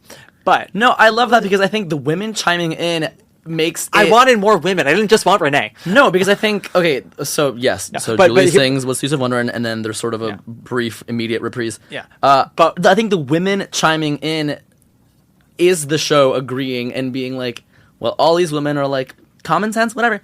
Whereas I think Nettie, which is Renee Fleming's character, Julie's aunt, she's defending her. And she's saying, okay, I know that you're getting shit on by the whole entire town, but if this is what you want, and if this is how you're going to defend it, I'll stand up for you. And, yes, you're right. Like, it is What's the Use of Wondering? It's what you want. And I like the fact that she comes to her aid, which, foreshadows the same scene, the same moment 2 scenes later or whatever. But this is what 2018 cut, Juan. And you saw this in the bootleg of '94, when Julie's like, "I don't want you to go." She touches his jacket and she feels the knife, and she goes, Is that in every production though? "It should be. It's in the script." Oh, interesting. Because she then says, "Billy, let me have that. Billy, please let me have that." And he freaks out. He goes, he's like, "I can't. You don't understand. Like, I gotta go." And so he goes off, and then the girls sing the song back to her. And you can also direct those girls to do it however you want. Either they're agreeing with Julie or not mocking, but more sort of like slightly throwing her words back at her. It's like, okay, you said common sense may tell you to run away and you won't. Like, do you still stand by that? Yeah. He's going off with a thief with a knife in his jacket. Right, What's happening now, girl? 2018 cut the moment of her discovering the knife, which I don't like. But I do like Renee singing and then Jesse singing back at her, if only because it gave Jesse Mueller more to sing. Correct. I mean, listen, I would love a Jesse Mueller soliloquy, but, you know, that's my own Eva Van Hoffe production. Well, either way, honestly, however the actress or Yeah. the production approaches it, I think it's just such a beautiful fucking song. Like, I really, more often than not, I will shed a tear listening to that song, whichever rendition.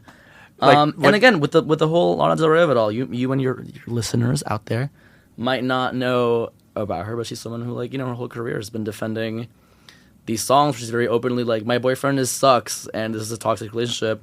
Her song, the titular track from her second album, Ultraviolence, literally says he hit me and it felt like a kiss, and that was a whole point of contention in like 2012, 13, whatever. And I'm like, she's just saying what's real to her, and she's not agreeing with it or with herself, but we're just Where she was at in that moment. And it, you know, it sort of dovetails into what I love about the show and what I love about quote unquote problematic shows, which is sort of to bring Dear Evan Hansen into this.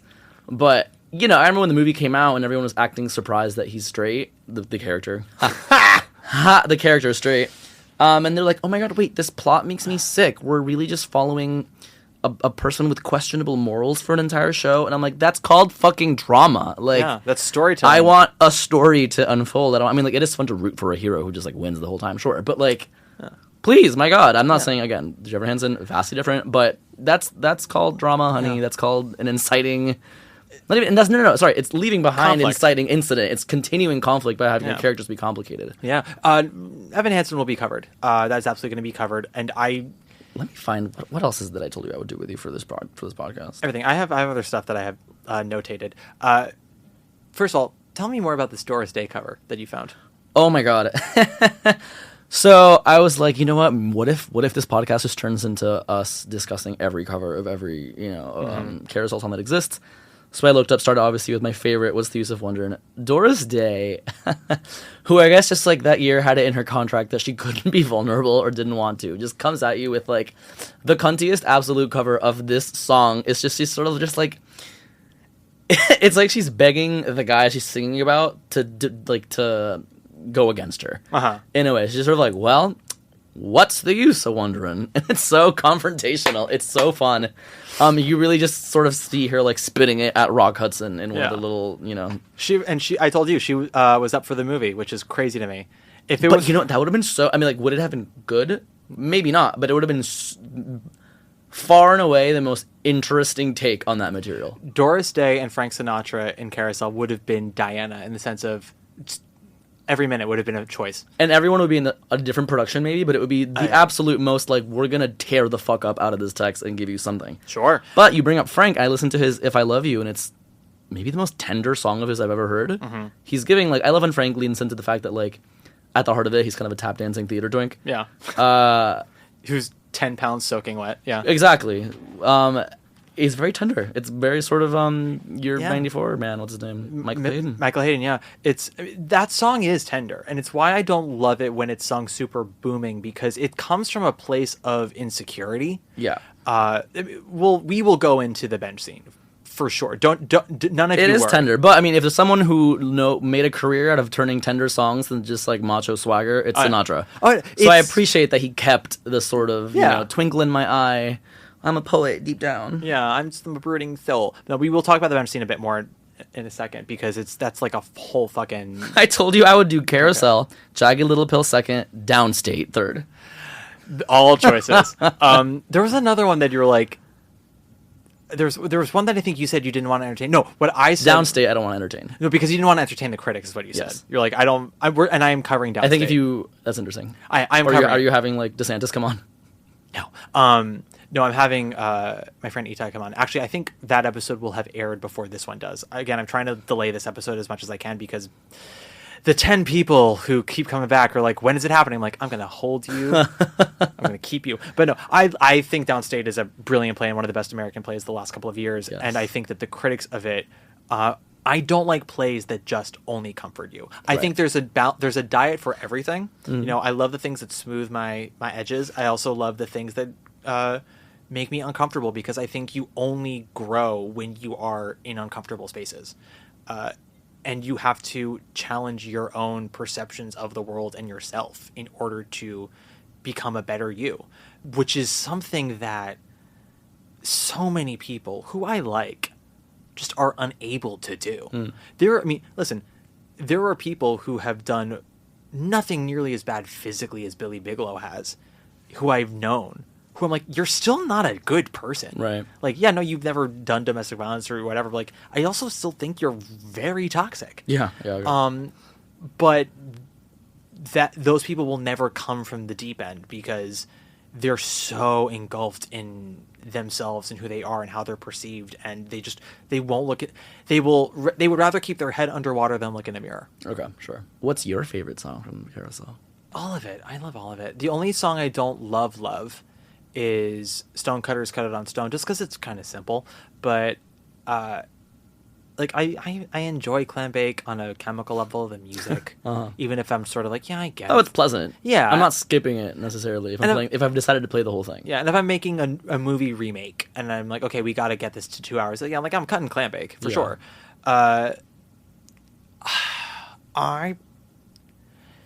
The two things I listen to most often are the waltz, but only specific versions of it.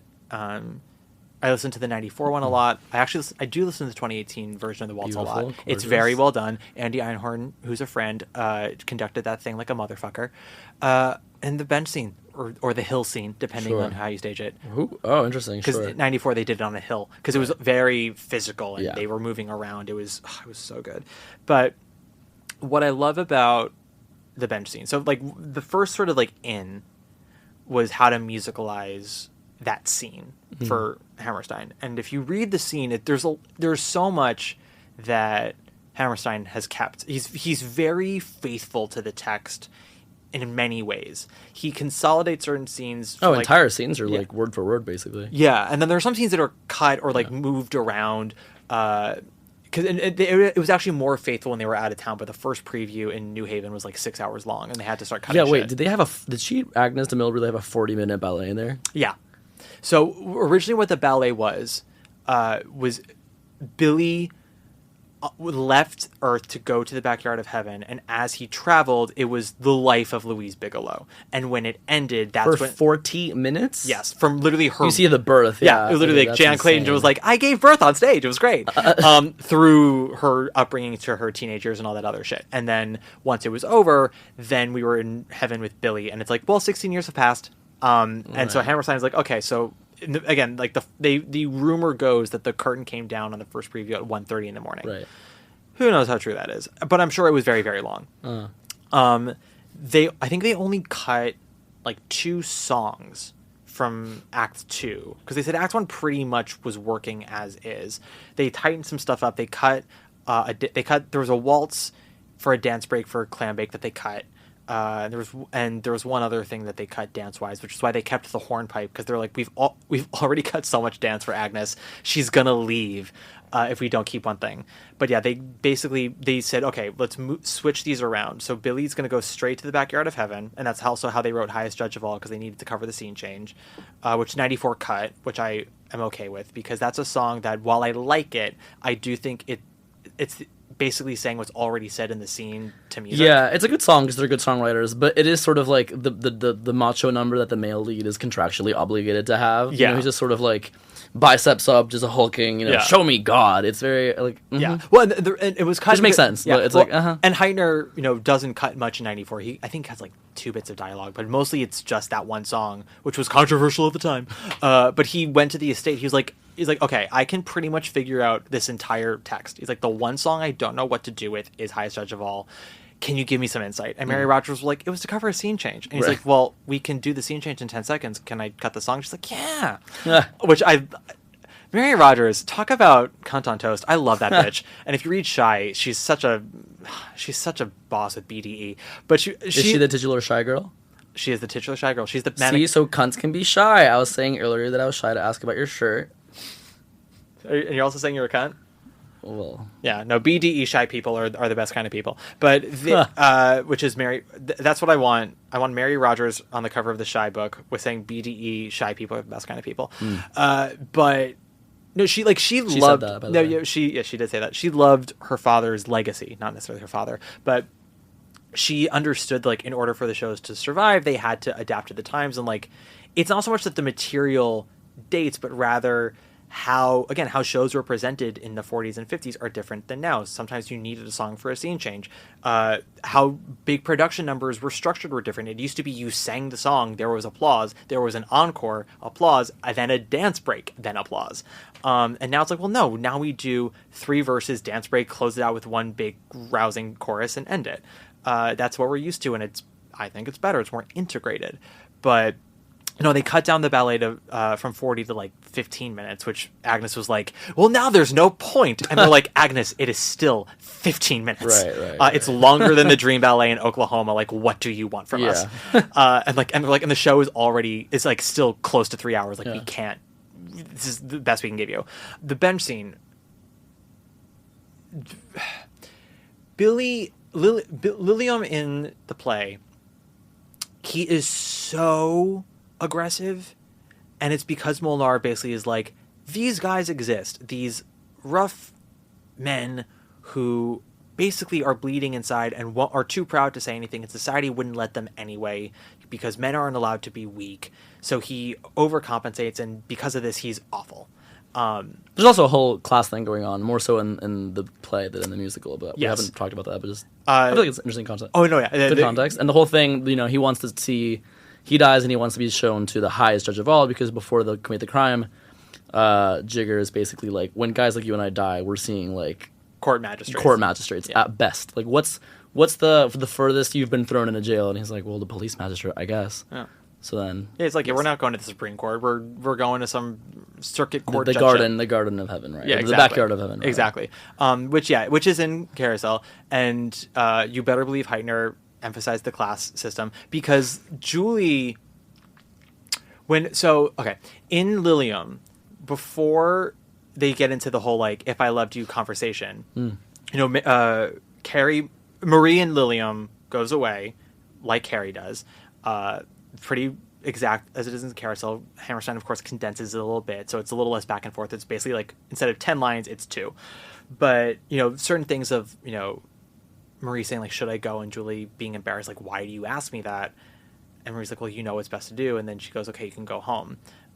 In Lilium, it's meant to sort of be sweet. Marie's a country bumpkin, and Julie's hardened, and she's like, okay, you go home. I can go get fucked now. With Audra and Sally, Audra's a little more, not judgmental, but she's sort of like, I know why you want to stay, but you know what's best to do. So I'm going to ask you one more time. Should I go? And then, like, Sally won't look her in the eye. She basically, like, looks at the hill. She's like, you can go. And she's like, okay, you go ruin your life. I'm out. So that's her first option, or her first chance to leave, and she doesn't. And then in Lilium, they get interrupted again by 2 policemen. And Hammerstein changes it to a policeman and Mr. Bascom, the owner of the mill where Julie works, which I think is an amazing change. Because it's not just like 2 random, fucking system dudes coming around waving their imaginary dicks around being like, you do what we tell you. It's someone who actually, like, Julie knows, who is giving her a chance.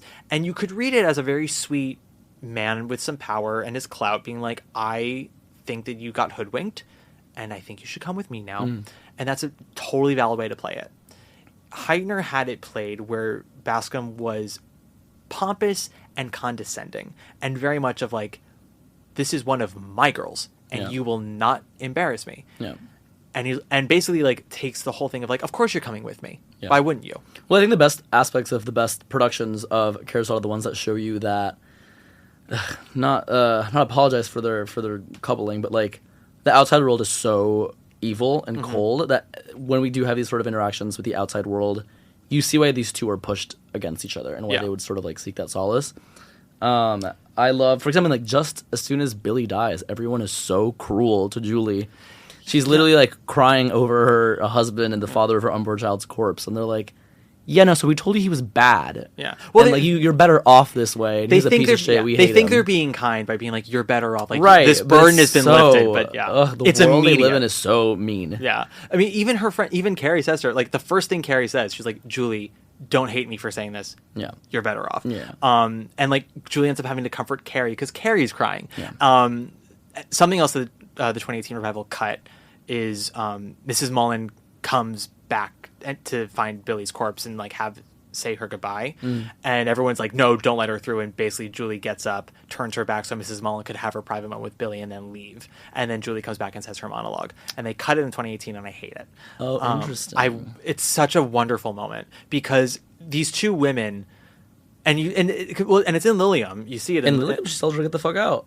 No, yeah, and Lily tells her she lets her have her moment, but first she says get out. First Julie says get the fuck out. I've got no beef with you. I don't want to talk to you. Right. And then she's like, well, I loved him too. And then basically Julie turns her back and lets Miss Mullen. And Miss Mullen says like, that's how I know you're not. That's how I know you didn't love him, because if you loved him, then the two of us would be the same. Exactly. Be, like, whereas, but in Carousel, Hammerstein gives Julie a little more grace and empathy, and basically like she doesn't say a goddamn word.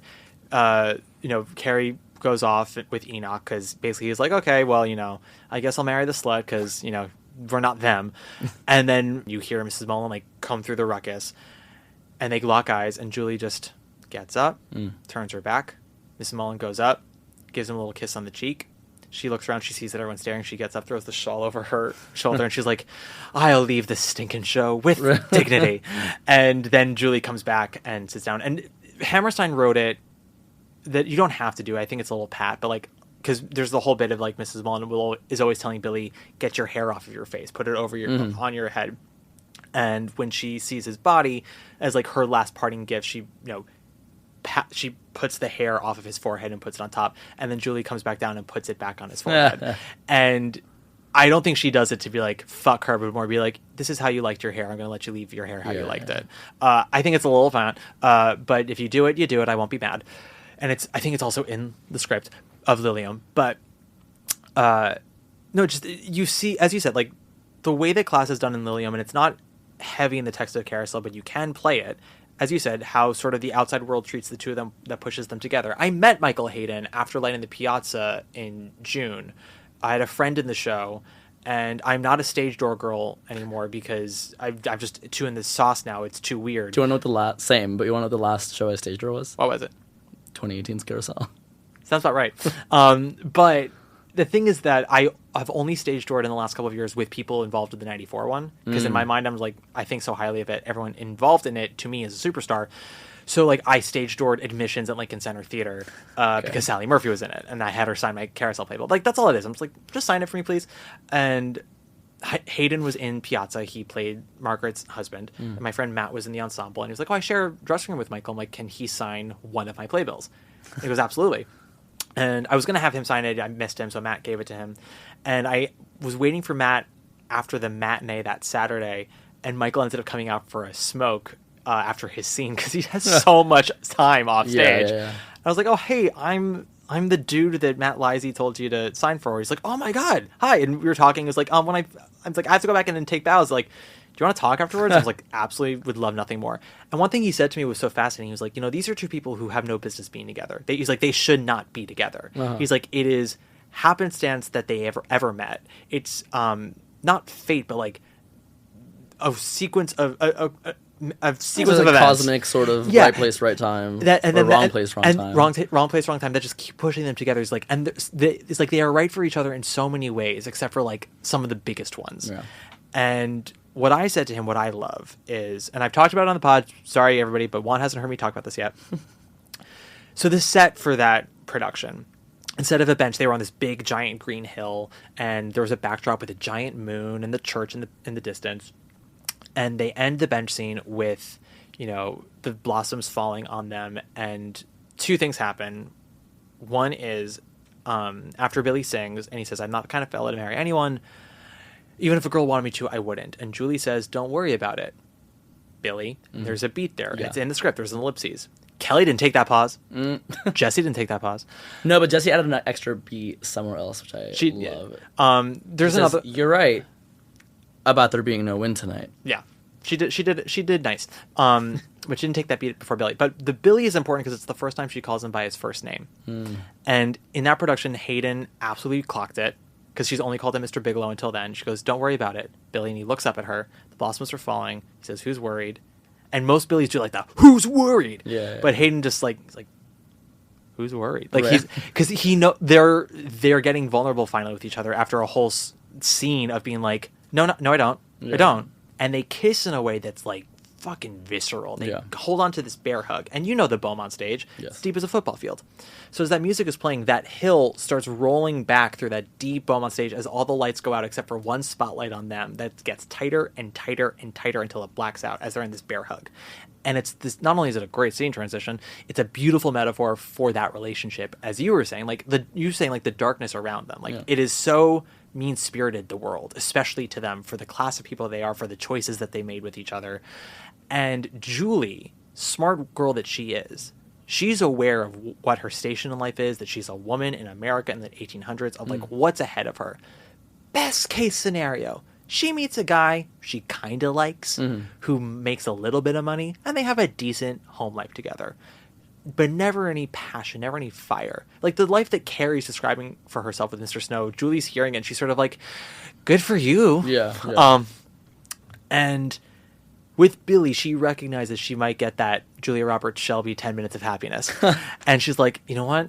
Fuck it. Because, let go and there's nothing but darkness. And it's going to end, and it's not going to end well. But I want my 10 minutes. Right. I want it. And she goes for it. What's the use of wondering? What's the use of wondering? And it's the heart of that relationship. It's a messy heart. Yeah. But it's hard. And you don't have to agree with it. Who has to agree with all the choices characters make in shows? Right, exactly. You just have to find a way to understand it. And that is what I love about this show, which has made it so controversial for people, is Hammerstein refuses to have one character come to the front and go, look at this. Yeah. Bad choices. He has characters tell her, what the fuck are you doing? Yeah. But he's never we're going to judge her. He's like, these are people. These are just people. Yeah. And they are flopping like the rest of us. And they're free to flop like the rest of us. Yeah. Especially for her as a woman. It's she is free to do this. Mm-hmm. It's her choice. You can agree or not agree, but you'll watch. And it's so funny to me that people will continue to watch Streetcar with no problems. Yeah. Where there's a full-on rape, where Stanley gets away with it, and Blanche goes off to the madhouse. Granted, I love Streetcar. It's a masterpiece. I don't have the problem. But people will watch that, be like, yeah, sure, no notes. Yeah. Then they'll see Carousel and be like, I think people just lose their shit when something becomes a musical. We're so not... Which... It's true, though! It's true. Obviously, being a musical is what complicates things, because we were given this sort of invaluable, precious insight that we wouldn't have otherwise. Even unless the play was all soliloquies, but... So much of, the character psychology we learn through their songs, and I think also the sort of double whammy for those people who don't like Carousel or who think it's problematic, is that the music is so fucking beautiful that I think it's, certain people can be swept in by all the beauty and think that it's a beautiful show about beautiful people and beautiful things, and I'm like, no, it's a beautiful show about stormy and beautiful emotions. Yeah. I think so. Also, because of where we're kind of at, we've sort of regressed a bit with a bit. Well, we've regressed a lot. What's absolutely insane? So I was reading. There was an Atlantic piece in 2018 that Corby Kummer wrote, talking about sort of shitting on My Fair Lady and Carousel, which both came back the same season. Yes, I remember. One I fucking hated and lasted forever, and one I loved and lasted 6 months, I think, at most. Yeah, that's the world we live in. One. He wrote, in a complete surprise, the revival of Once on This Island, a 1990 musical whose current production celebrates love that crosses class and race barriers, won the Tony for Best Revival of a Musical. in a complete surprise. I mean, maybe in 2018 that was surprising, but like that seems pretty par for the fucking course at this point. Yeah, I was not surprised that Once on This Island won.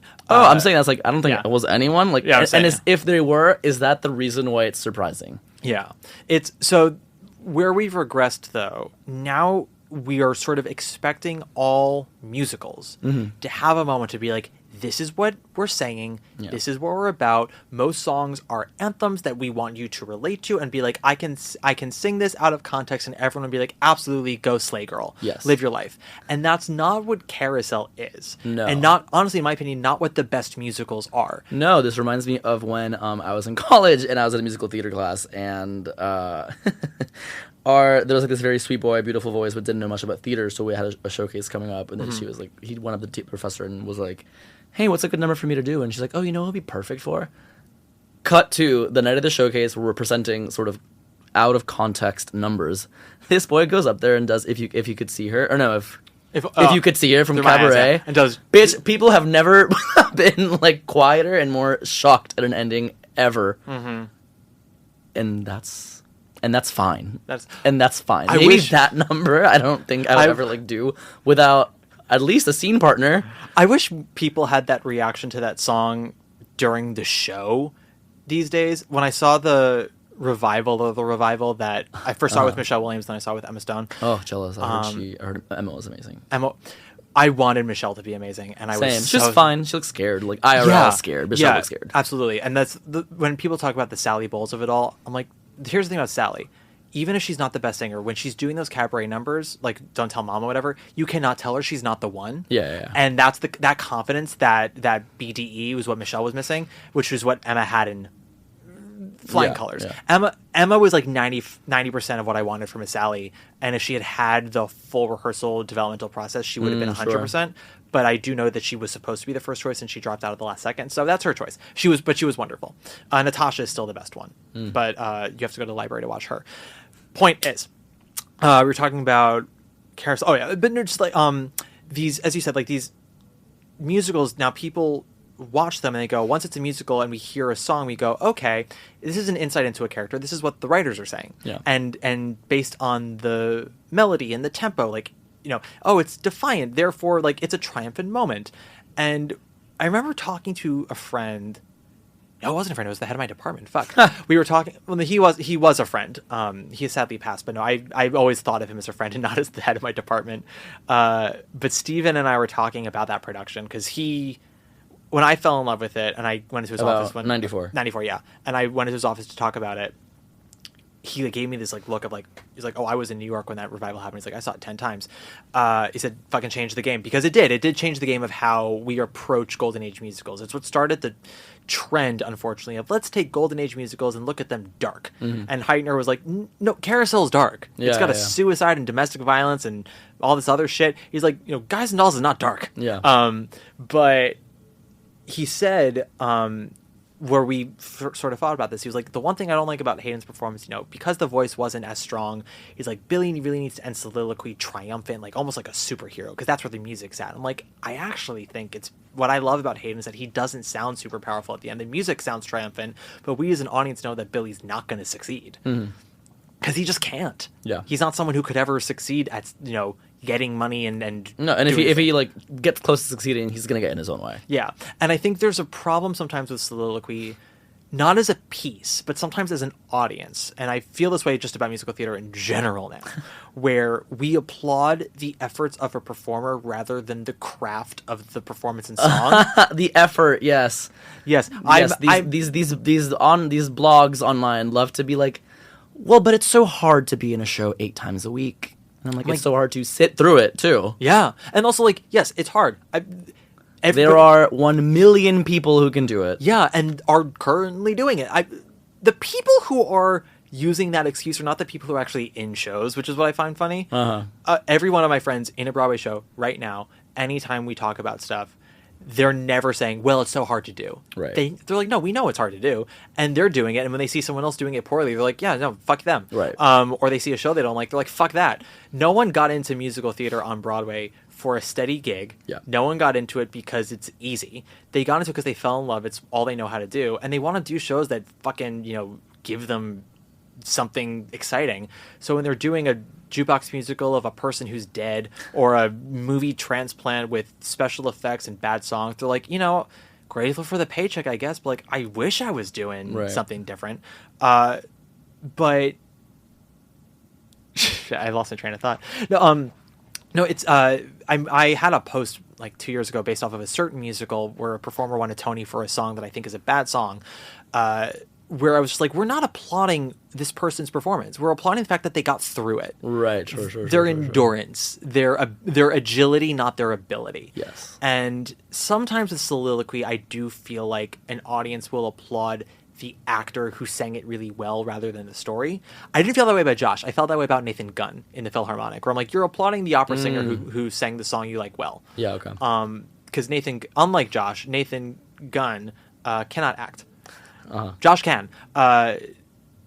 Sometimes he needs the right material, the right director. If you saw Tap Dance Kid, you'd be like, okay. No, he was insane in that. Are you kidding? I loved him. It was different fucking show. Exactly. But he did something. But that's the problem. You forgive the cliche, but he really went there with that fucking performance at the end. And part of me loves that. And part of me was like, but you also have to recognize what the preceding 2 hours It's were. like a kid's show for 2 hours, and then this like and then he does Shelley's Last Jam in 3 horrifying minutes. sort of like hellscape vision of like black people's role in American pop culture, and I'm like, what is happening? It was thrilling though. No, it was thrilling because he's a thrilling performer. But I'm just like, I was sitting there being like, someone needs to sit and talk to everyone and be like, we can't, either Josh has to tone it down or we have to amp up the preceding 2 hours. Yeah. Because neither can exist at the same time. But Was that the same? Sorry, that was the same year as The Life. The Life. Oh my god. Right. Okay. And Her. Parade. No, Woods. It ended with Woods. Correct. Okay, Yeah. yes. The Life. I think fondly of my theater going experience. As I'm sure you do. I wonder if Woods would have been as well received if The Life and Tap Dance Kid were any better.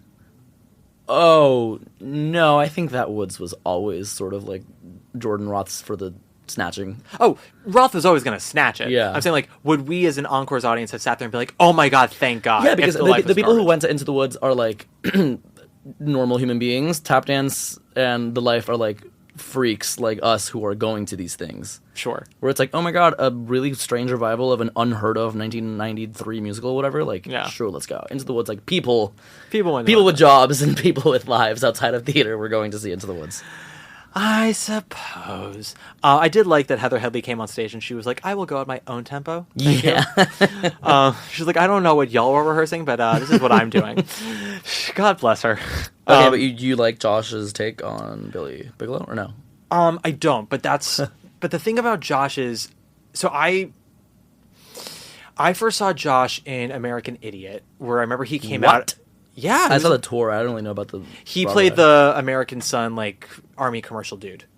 Oh, interesting. Okay. Do you remember that fucking show? Yeah. Yeah. I liked that show. But, because it was such a princess track. I'm sure he had, like, ensemble stuff going on. But I just remember he came out and I was like, oh, who's this golden-throated man? Right. Who just, like, comes out jacked as all hell, Yeah. singing Into My Mouth, and then, like, goes off stage and leaves me pregnant. And then I saw him at Scottsboro Boys, where he was truly tremendous. Okay. Then I saw him in... God, I saw one other thing where I thought he was super underwhelming. Then I saw him in Violet, which I loved, but I also just loved all of Violet.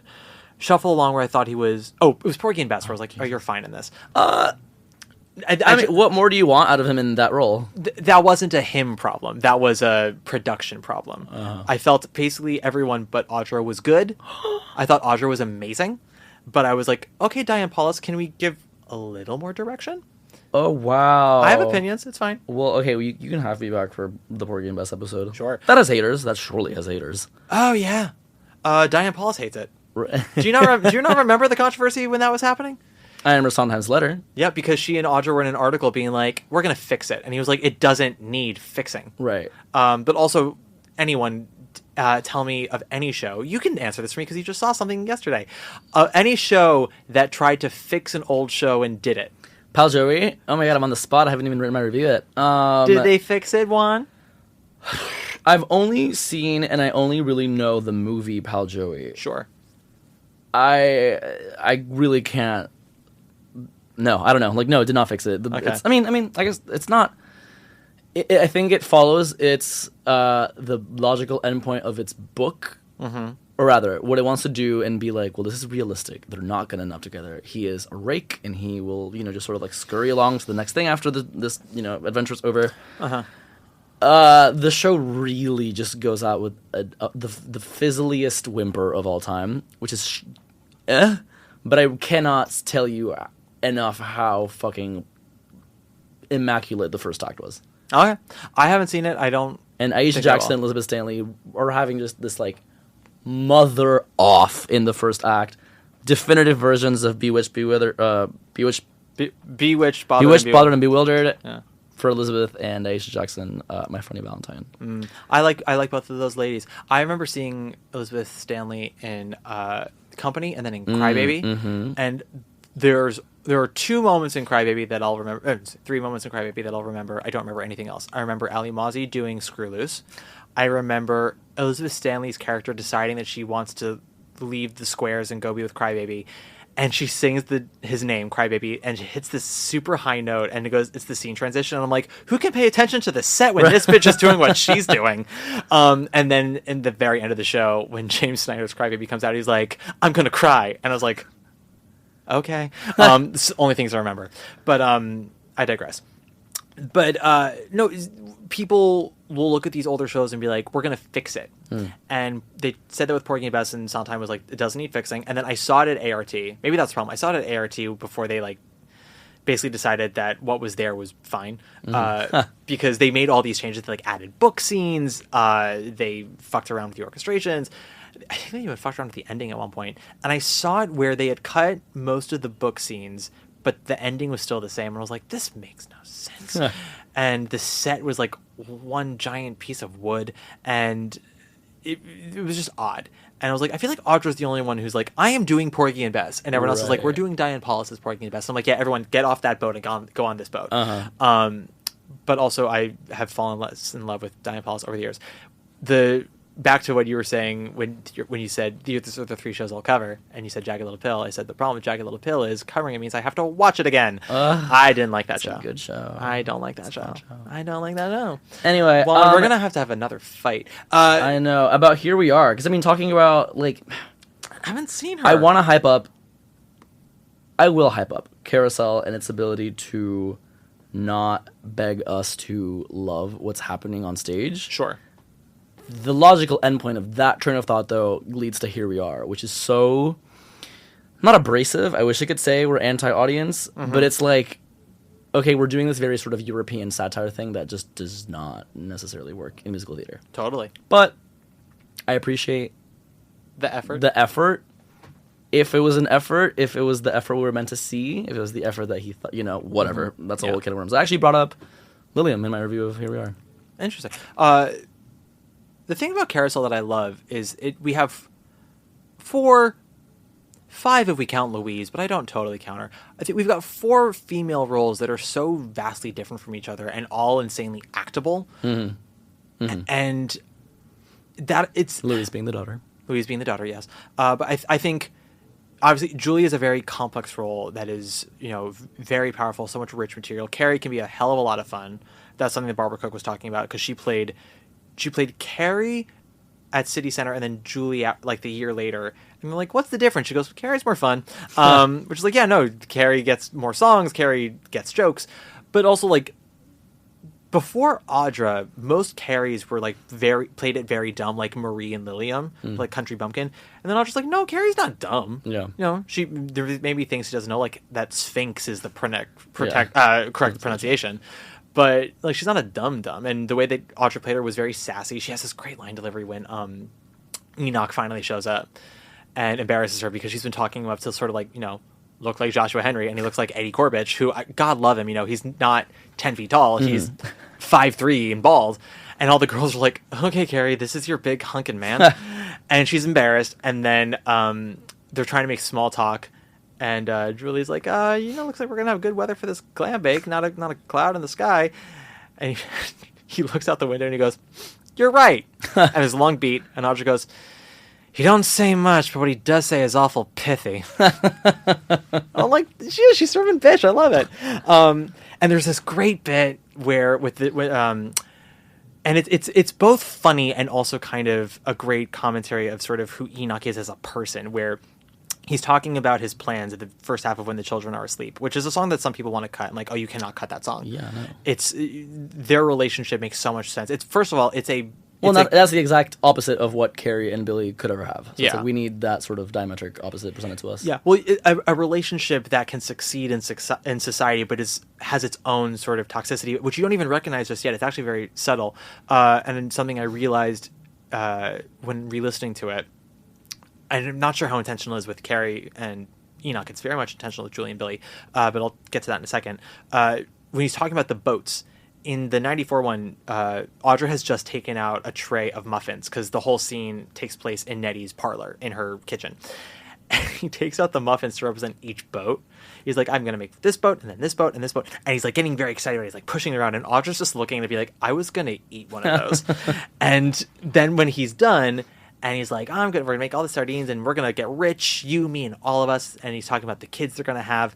And he goes, our dear little house is going to get bigger. And Audra hears this and she looks at the muffins and she no longer sees boats. She sees babies. And she takes each one, she just slams them in. She's like, nope, not this baby, not this baby, not this baby. It's so fucking good. And she belts, and so will my figure. It's one of the last times Audra belted. What I realized musically, first of all, in that song, so Enoch sings most of it, with a few interjections from Carrie, and then when Carrie gets to sing the chorus, when the children are asleep, we'll sit and dream, she never gets to finish a full lyric. He always jumps in right before she ever finishes it, which is mostly just musical theater counterpoint. It's not, I don't think that's Richard Rodgers like making a dramatic statement, or Hammerstein, but there is a little something to that of like, once they're together, she never gets like her own verse. In fact, she actually did get a verse in the original script that they cut. It's no longer in the show. They cut it, I think, out after the show opened because there's no recordings of it with her singing that verse anymore. So it's just him singing, and then when she sings, he's always interrupting. Billy and Julie never actually have a duet. They never sing at the same time. Right. It's always separate, which that is absolutely intentional. Yeah. I had never thought about that. Look at that. Yeah. Well, because you have... Julie does not sing that much, which is sad, depending on which Julie you have, but... Yeah, well, neither of them really sing all that much, which is, I mean, soliloquy is a marathon. Yeah. But after, you've got If I Loved You and soliloquy for Billy, there's like almost an hour's worth of show in between, maybe 45 minutes. And then he doesn't sing again in Act 2 if you cut Highest Judge of All, but even if Highest Judge of All, like that's still another 45 minutes till then. Like, of a 2-hour, 45-minute musical, Billy probably sings 20-ish minutes worth of music. Julie about 15. Yeah. So you do really need actors in this show. Yeah. But If I Loved You is so fascinating because we think of it as this big love scene, and it is, but like, as opposed to Lori and Curly in Oklahoma, who duet together, who Let People Say We're in Love, or Mary Martin and Ezio Pinza in South Pacific, or anything like that, Julie and Billy are never really on the same page. Yeah. And their pride, the one thing they really share is pride. And their stubbornness to ever admit anything about their vulnerability, while it's what they connect on, it's what makes it so sexual and exciting, of the like, I'm not going first, you go first. Yeah. No, you go first. It is what keeps them from singing at the same time. And I think that's so fascinating. And it's so rare in musical theater for two lovers to not ever share a moment of, to have a note together. Even in The Prom, Alyssa and Emma sing together. Right. Well, they're too horny. They're too taken by what the other one's saying to like want to join in. Have you seen the 67 TV version with Robert Goulet? I've seen parts of it. I watched it this morning. It was good. It's horny. Good. I think because of sort of like, well, how bad the transfer quality is, at least how it wound up on YouTube, but just sort of like the tightness of the TV cameras. Everything is sort of a very tight two-shot, at most a two-shot.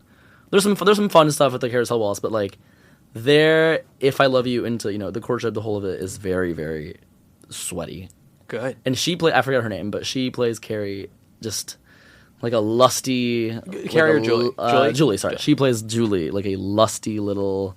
She's having fun. Good. She's horny. She's staring the fuck out of Billy Bigelow during the waltz. As well, which should. Is great. Yeah. I love when people take text like that, and I feel the same way about Sondheim, where it's like, where you just inject some blood and sweat and fun, like make these people and make this exciting. Don't treat this like, with kid gloves and you're working at some museum, doing curating. It's what I have sort of had issues with some of the last couple of Sondheim revivals. Like, it's why I don't like the Sweeney, just because I'm like, it's fine, but I'm like, can you get dirty a little bit? Can you get messy a little bit?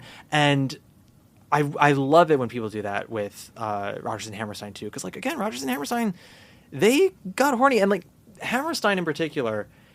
I mean, whether people think that it's there in his material or not, like he did have respect for women that I think he tried to put in his shows. First of all, his mother was a massive feminist, like huge march for voting rights for women and equality and all this other stuff. She actually died from a botched at-home abortion when he was 15. And that has always like kind of stayed with him throughout his life, and how highly he thought of his mother. But you look at these Rodgers and Hammerstein musicals where he in particular wrote the book as well. There are so many potent roles for women, and they're all different from each other, which I think is what's important. Because when people talk about like, oh, I need a good, like, strong female role, I'm like, what does that mean to you? Mm-hmm. You mean like a woman who has absolutely no flaws, and makes no mistakes? Yeah. Or do you mean like a woman who's actable, who has rich material to play? Because there's so many role, like I love Belle in Beauty and the Beast. Girlfriend does not make a single mistake in that entire show. Sure. She's always just like, oh, you can't read? I'll help you. Everyone here is so beneath me, but that's okay. And I'm like, girl, make a mistake once or twice in your life. Sure. Yeah. I like that. Playable roles? Yeah. Bring back Carousel? Bring back Carousel. Who would you want to see if we brought it back today? Ooh, oh God. Truly who? Just restage it. I loved it so much. It didn't last 6 months. Just bring it back. Who do you want? There was a time I wanted Philippa Sue, but after Camelot, I say no. Oh, interesting. Maybe. Would Philippa, Pippa, for those of us who don't actually know her, what she has, which is sort of what you were talking about with Jesse and what Sally also had, is the sadness in the eyes of like, she can just stare out into the distance and you're like, oh, you have a lot of thoughts right now. And like you have such foresight. My issue with Pippa right now, and I'm hoping it's just, I need her to maybe be in a different show with a different director. Did you see Suffs? I did not see Suffs. She was great in it. I heard she was a lot of fun in that. Don't spend 3 hours for it, but she's great. I'm hoping that they trim. The day I was supposed to see Suffs, they canceled because half the cast had COVID again. But I always remember the first time I saw her was in Great Comet in the tent. Saw her 3 times actually, and she was so dynamic.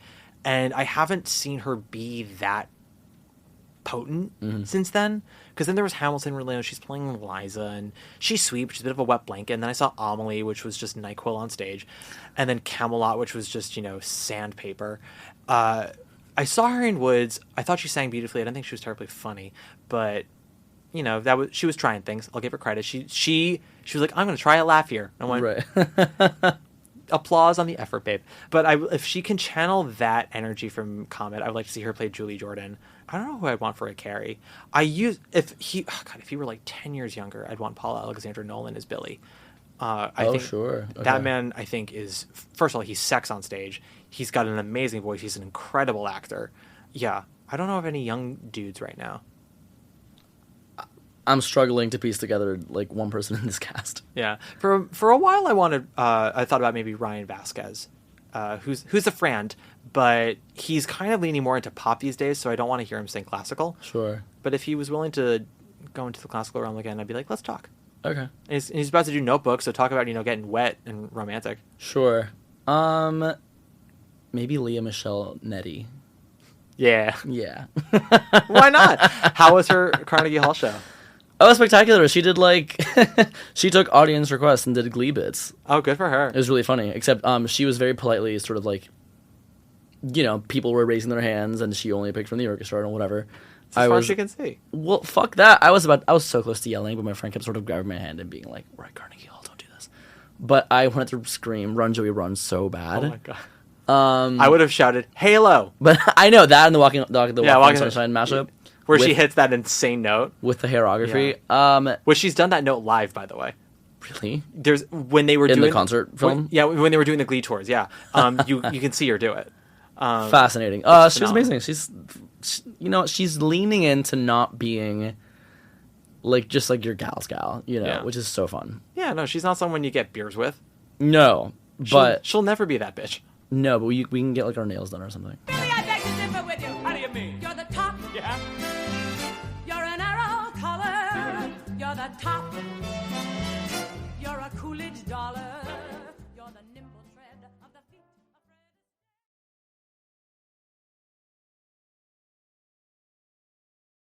Cast unknowns. Fuck it. We need new people. We do need new I people. can't think of a single damn person on Well, Broadway right now who could be in a carousel. So Well, and that's okay. Here's the problem. There are so few young people right now on the Broadway who I'm like, you're interesting, talented. They're talented, but I'm like, okay, wait, hold on. Let me cast her. But the one person I do have for that is Celia Pfeiffer. for which one? I'm. Are they? You say young person who's interesting, and I'm like her. But Oh, now, sure. now let me place her. She could be an interesting Julie. Do we have a 9 foot tall Billy in mind? Maybe that's the thing. Yeah. Maybe it's a Napoleon complex thing, and that's why he hits her. Yeah.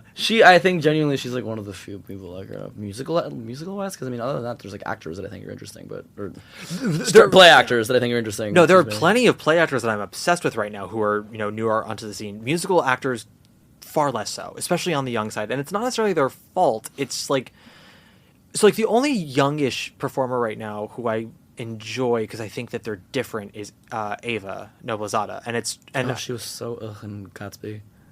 That might not be her fault. yeah, That really is not her fault. Never yeah. mind. I would say let's take Gatsby out of the equation, shall we? Which I have not seen, but like I watched the rehearsal clips. I've looked at the production team. And I was like, I know what this show is. Yeah. This is TikTok Gatsby, and you can kindly go jump into the river. But her and even like Andrew Barth Feldman, the kids who like come from the Jimmy Awards, and like Renee Rapp, like the kids who come from the Jimmy Awards and then don't go to college and go straight to Broadway. I'm like, Yeah. you're a little, you're raw, but your potential is so good, and you're not going to conservatories that are turning you into Michigan CCM Emerson Right, robots. right. And I think that's what's making them. Interesting. Yeah. I mean, let's see what Justin Cooley's doing in 10 years. Maybe he could do. I'm not mad about it. I'm not mad about it at all. About him being Billy? I mean, it would be like No, I'm not mad about him. 1080 from, Yeah. from Seth and Kimberly Kimbo. Absolutely. I'm not mad just because I'm like, someone new and someone Sure. who I like and who's engaging. But no, I'm absolutely with you. Unknowns. Do what they did in '94. Like look at Steppenwolf and look at Juilliard and random ensemble members who haven't had their moment in the sun yet. Like, because I mean that cast Sally had just done Grapes of Wrath where she played Rose of Sharon. No one knew she sang. Audra was a recent Juilliard graduate whose only credit was playing the Aya in Secret Garden on tour. Eddie Corbett was Tobias in the Teeny Todd 4 years prior. Who's young? Who's new? Okay, well, Aisha Jackson, who I saw in Pal Joey yesterday. I mean, I guess I've seen her in things before, but she's never really been given the chance to do anything. She was fucking styling these songs, which I loved. I don't know what her because like everyone in Pal Joey is such a type. Yeah. That I can't really currently see them outside of what they were playing last night. Who else is young? Who else do I like? Who's young that I like? No, Jesus. because truly, oh my god, who was it? Who was the one who was going to be? Like she's like been tied to a Nina Simone project forever, and this is not happening. I have no clue. Amber Iman. Yes. Yeah. Oh fuck. Maybe it's happening. Knock on wood. I would love that because I've seen her do Nina Simone songs, and it's insane. I remember Amber Iman. I saw her in Shuffle Along, which did you see Shuffle A Along? mess of a fucking show. I adored it. Okay, yeah. I saw You and my friend Chris can talk, but I think you- movie might be interesting. Did you see Shuffle Along once it was frozen? Oh, actually, you know what? Hard to say. That's before I moved here, so I just saw like whatever I could fit in that weekend. Ooh. No, I think after. I think Frozen, yeah. Okay. Because it was messy, but I thought it was just fire on that stage. But I remember Amber Iman singing. It was Brooks Ashmanskas in Act 2 telling all the creatives of Brooks, Shuffle Along. who gets Zip in this Pal Joey, by the way. So I heard. Which is, fine, whatever. That's on my vision He's board. great. That song, however, just does not play. Brooks anymore, is- unfortunately. Brooks comes in, he does what he do, and I'm like, yes, you know exactly who you are, what you're about, and you make this work for you every single time. He's a fucking pro. But in Act 2, for Shuffle Along, he tells the creators of Shuffle Along, like, they won't remember you, and he has this whole big number of, like, they won't remember you. And Amber's, like, behind a scrim singing as sort of, like, kind of, like, the spirit of the show, almost, in the memory of the show, and she's just wailing in this beautiful gospel way as the lights are getting, like, more dim on her. And I'm just being like, oh, this is a woman who is singing from the vagina? Yeah, no, she's singing. I know, and I miss that kind of singing. It's what I liked about Leah in funny girl. I was like, oh, I miss this kind of Alice Ripley and sideshow singing, where you sing from the gut. You know, a movie version could be good. Of Shuffle Along. Of Shuffle Along and Carousel, honestly. I would be down to watch a good screen actor who can get one really good audio take in the studio and do that. Do you think Emma could do Julie? Emma Stone? No. I think she could have made a good Carrie. I think that's. Oh, okay, yeah. Yeah, I think that's more her vibe. Back in her Blue Valentine days, I would have thought maybe Ryan and Michelle Williams for Billy and Julie, but I don't. That'd be really good. Yeah, I just think she's a little. Well, they're both too old for it now because I think those characters do need to be on the young side. Yeah. And I remember getting into a fight with someone at a party. This old queen. Don't ask me who they were, but they were like working for Playbill or Theory Man. I don't know, whatever.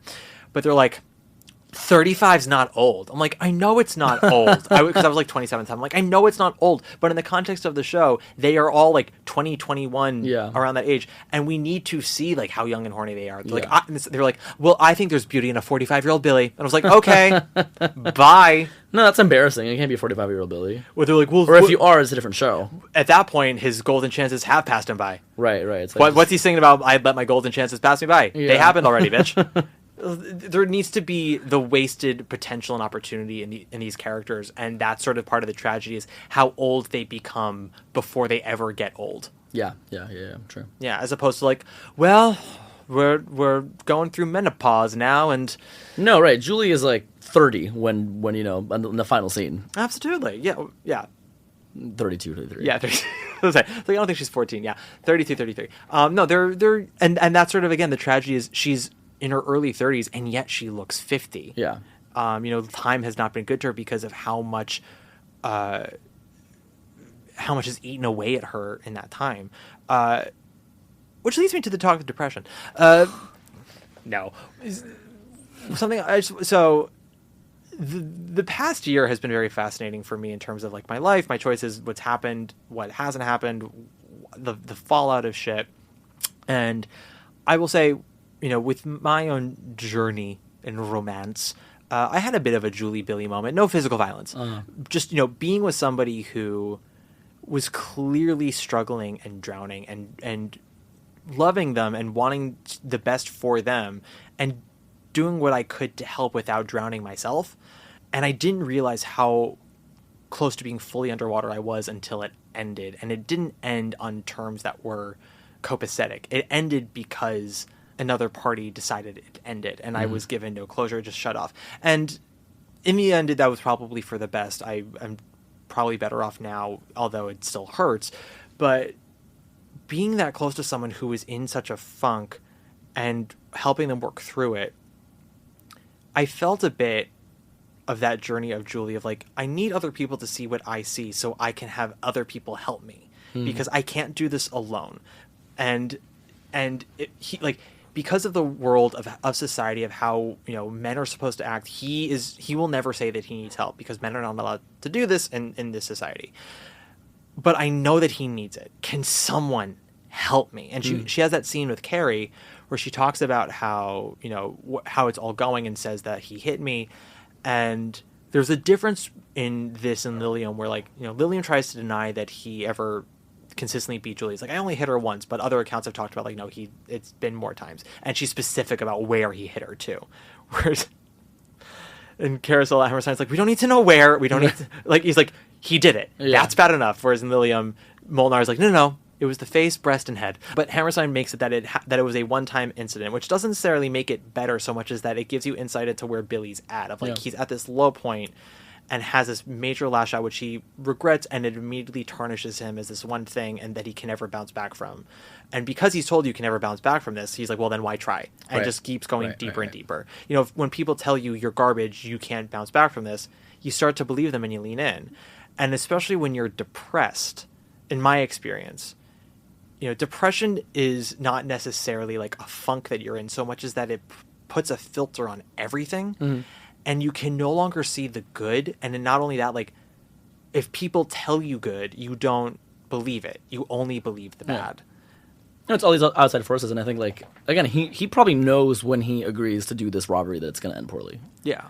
And I think when he kills himself, ultimately it's not because of oh shit, I'm cornered, but it's well, yeah, here's where I put myself. Yeah, this is the end. And he. Here's where I let it get to me and let myself get to this point. Yeah, and he also panics. You know, he's a dog in a corner, and he can't. He says, like, I couldn't see anything ahead. Like, all he could see was the failure and the stench of him being in jail all those years and the shame. And he's like, I can't. He literally is at a breaking point now. He's like, I can't go any further than this. I can't.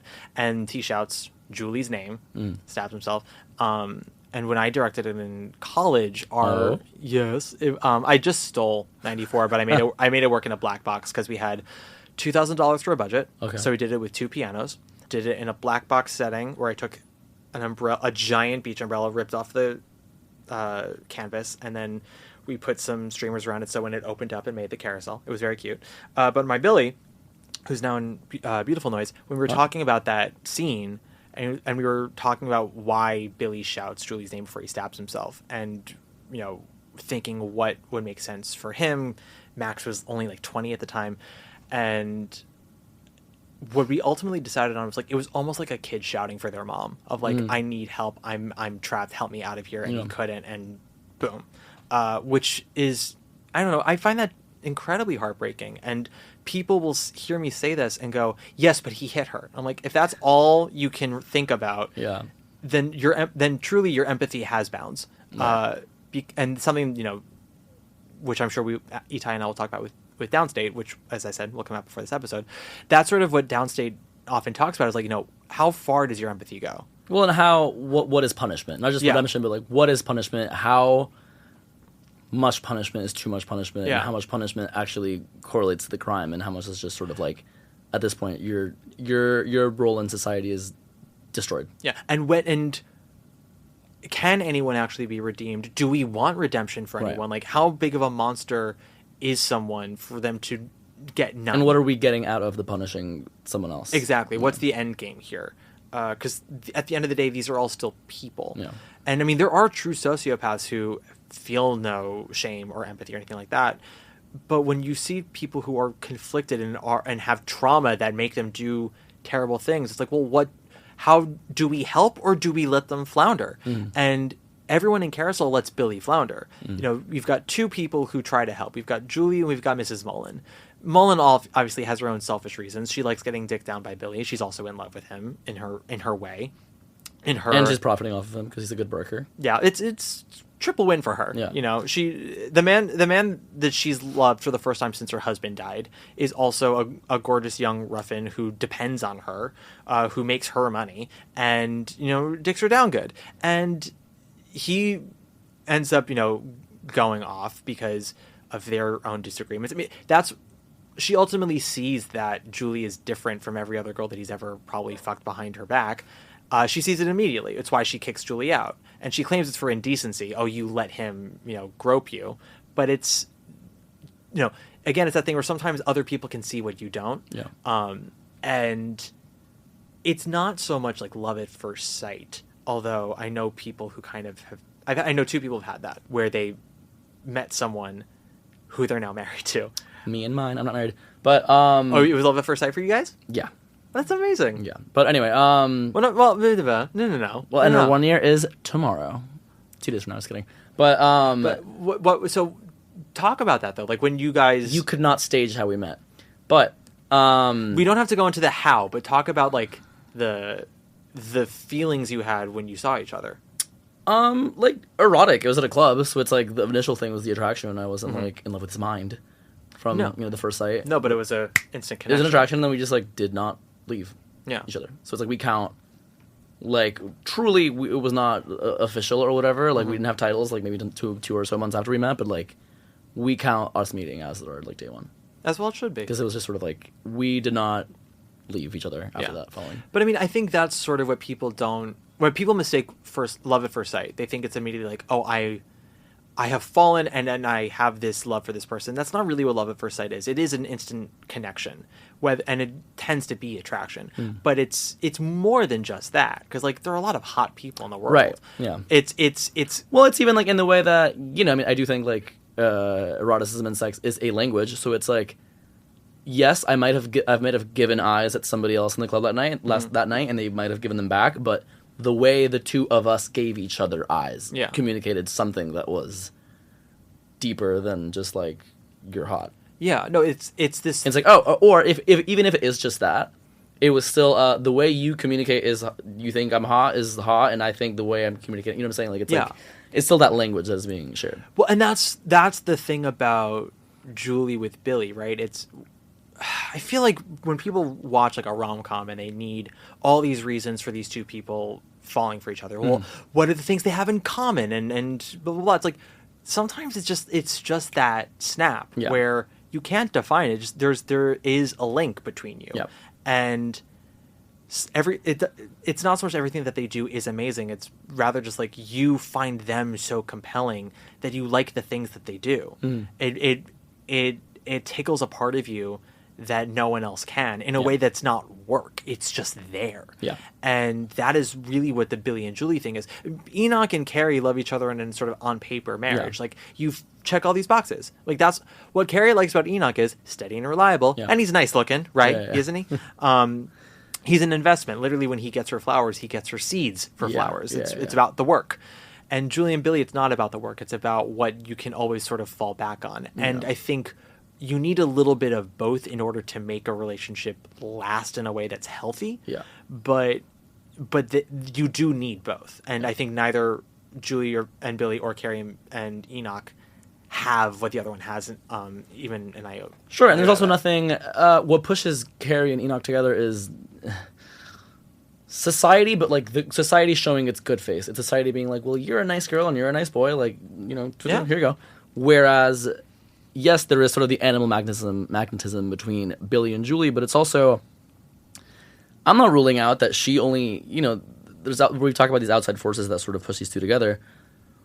I'm not ruling out that she was just sort of doing this to spite Mr. Bascom? No, Miss Mullen. Oh, Miss Mullen. Miss Mullen. She's like, well, fuck you. I'm going to fuck him now. Like, you thought he was putting his hands on me in the carousel? Like, well, okay, yeah, now we're going to fuck. It's possible. I don't think it's like the main thing, but, you know, the way they meet, the way they sort of are pushed together. First, we sort of have, you know, they both rebel against her. They're against Miss Mullen. It's okay, like, well, fuck you, you're not going to tell me how to do my job. And it's fuck you, you're not going to tell me what to do at this, you know, fair that I'm paying for. And then the cops show up and threaten her with sort of like, well, you're going to ruin your life and you're going to not go home to your home, whatever. It's how they describe Scarlett Johansson's character in Vicky Cristina Barcelona, where she's like, I don't know what I want, I just know what I don't want. Right. And it's like, both of them are like, I'm not necessarily sure what it is I'm rebelling against. I just know that I'm rebelling. Yeah. They also have the moment where they disclose that Julie's actually been to the carousel a bunch. Because Billy's like, oh, I haven't seen you around much, like maybe 2 or 3 times. She's like, I've been there much more than that. And he immediately zeroes in. He's like, and you saw me? She's like, yeah. Yeah. And it's clear, like, you know, she doesn't go there to that carousel every time because the ride is so good. She goes there to look at him. Right. But it's not just instant attraction. It's many things. It can be a little bit of rebelling. It's also her seeing a side of him that I don't think any other of the girls see. That I think is also why he connects with her in a way that he's never connected with anyone else. Whereas every other girl looks at him like a piece of meat to be devoured, which makes him feel good about himself. It's like, yeah, I'm desirable. Yeah. But then the way that Julie looks at him, it's not just I want to fuck you. It's like, I want to fuck you and hold your head in my hands afterwards while you cry. Right. Which is like, what is this thing of like this thrill of having a release and a safety net, which I don't think he's ever felt. Right. And of course, he's not built to take advantage of that in a healthy way. But that is what Julie kind of ultimately provides for him, is this safe space for him to be vulnerable in, that he can't even really be with Mrs. Mullen, because she mothers him in a way that's not the same. Yeah. It's, you know, ownership in a way, whereas Julie is trying to be a partner, and Billy just is not built to do that. Yeah. And ultimately he's still not able to be that in the end. All he can do is try to sever the ties that Julie and Louise have from him, so they can only take away what good they had from that experience, and then and just go on and be people. Yeah. Because you know, anyone who's tied to him can't be a person. We never know what happened to Mrs. Mullen after he died, and Heitner stages Louise's pas de deux on the ruins of the Mullen Carousel, which I think is I do love that detail because it's rather than in other productions, which is also how Hammerstein wrote it. Like it's a traveling carnival. Some ruffian comes in and he's like, "Oh yeah, I'll fuck this Louise kid. Actually, she kind of wants it a bit too much. Right. I'm gonna walk away." Heitner does it where it's like, well, at this point, the carnival's dead. Something happened in the last 16 years. It's over. The remains are there. So Louise and her male friends go and they fuck around, and they also almost try to rape her. And then this random dude comes along, and like the first guy who makes her feel like a woman, who makes her feel some sort of happiness that allows her to kind of forget all the outside forces. And then Heitner has the Snow Children come in and interrupt them because once again, the outside world always finds a way. I think that's another message you could have from Carousel. The outside world always finds a way. Yeah, life finds a way. Like what's his face says in Jurassic Park? Is that what he says in Jurassic Jeff Park? Goldblum? Yeah. Life finds a way. They're like, we only bred females, and he's like, life finds a way. Life finds a way, yeah. You can only be in your cocoon of dysfunction for so long before other people come in and go, hold the fuck up. Right. Yeah. So if you were directing a production of Carousel with all unknowns, and you had an unlimited budget. Wow. Okay. So yeah, this is truly what Juan wants. Finally. No. Fine. How are you telling your cast to approach this show? Like, what are the things you want them to focus on when they go into this text? Ooh, impulse forced horniness. Like I think that's sort of like the driving. You know, I think it's a show about like the death and sex drive. It's like they are bound to each other because they're horny and they see something in each other, and that's.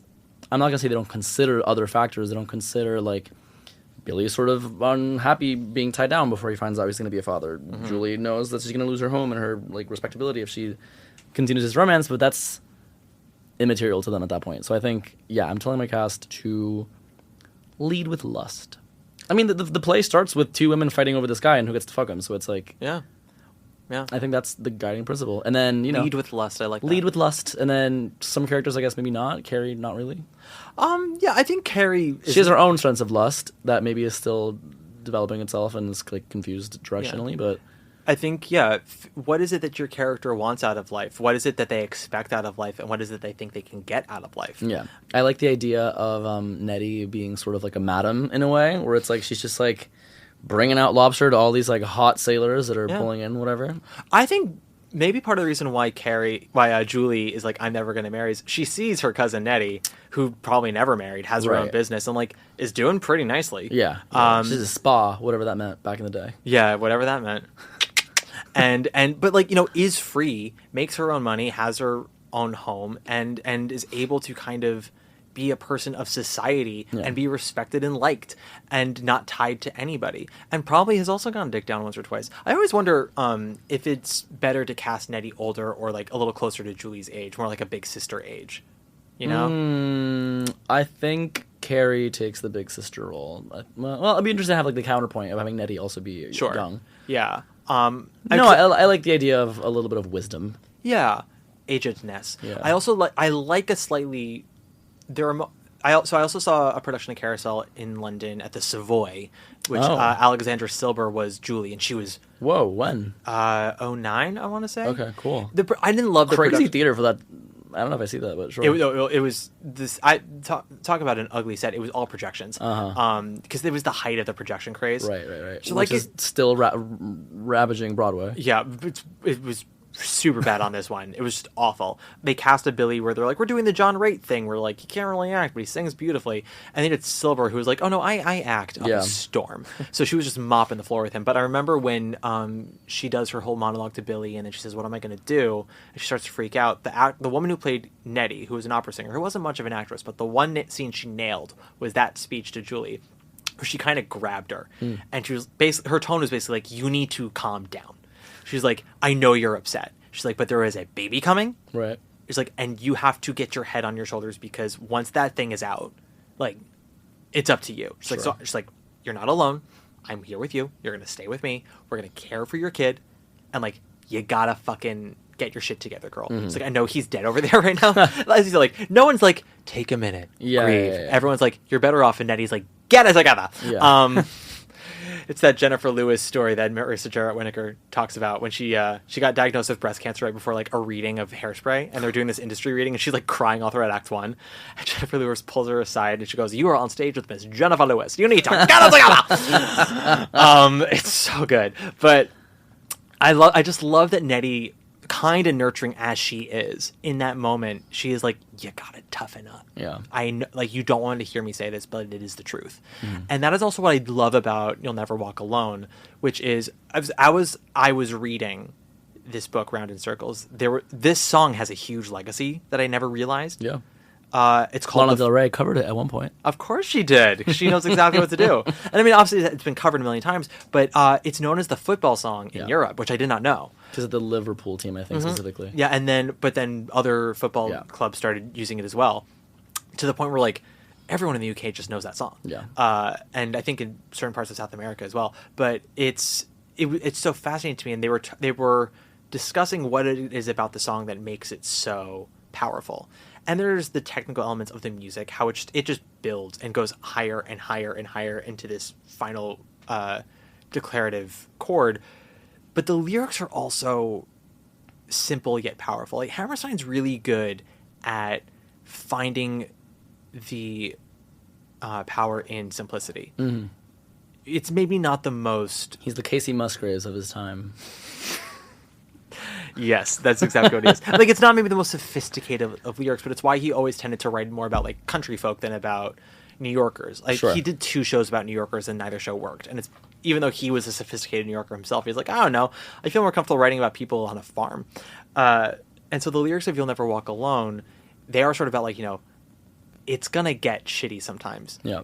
And the important thing to remember is like, it eventually will pass, and you have to brave through it. Because if you do, like, you will be rewarded in the end, whether it's with more strength, with determination, with a community. But even though, like, Frank Rich wrote a piece about Carousel in the 90s. So, like, he's the reason why the one that came to Lincoln Center transferred. It started at the National, and it was this big sensation. And he went and saw it because he's like, I'll be the judge of whether this is good or not. Because at the time, London loved to be like, we just did a Golden Age musical better than in Broadway, can you believe? And he would come over and be like, no, you didn't. So at Carousel, he's like, actually, no, you did it this time. You did it, Joe. And so they brought it over, and then he reviewed it, and he's like, it's even better here because, you know, we got better singers. But he said, you know, it's so funny that the final song is You'll Never Walk Alone. He's like, because it kind of feels like with Carousel, it's sort of like you always walk alone. Right.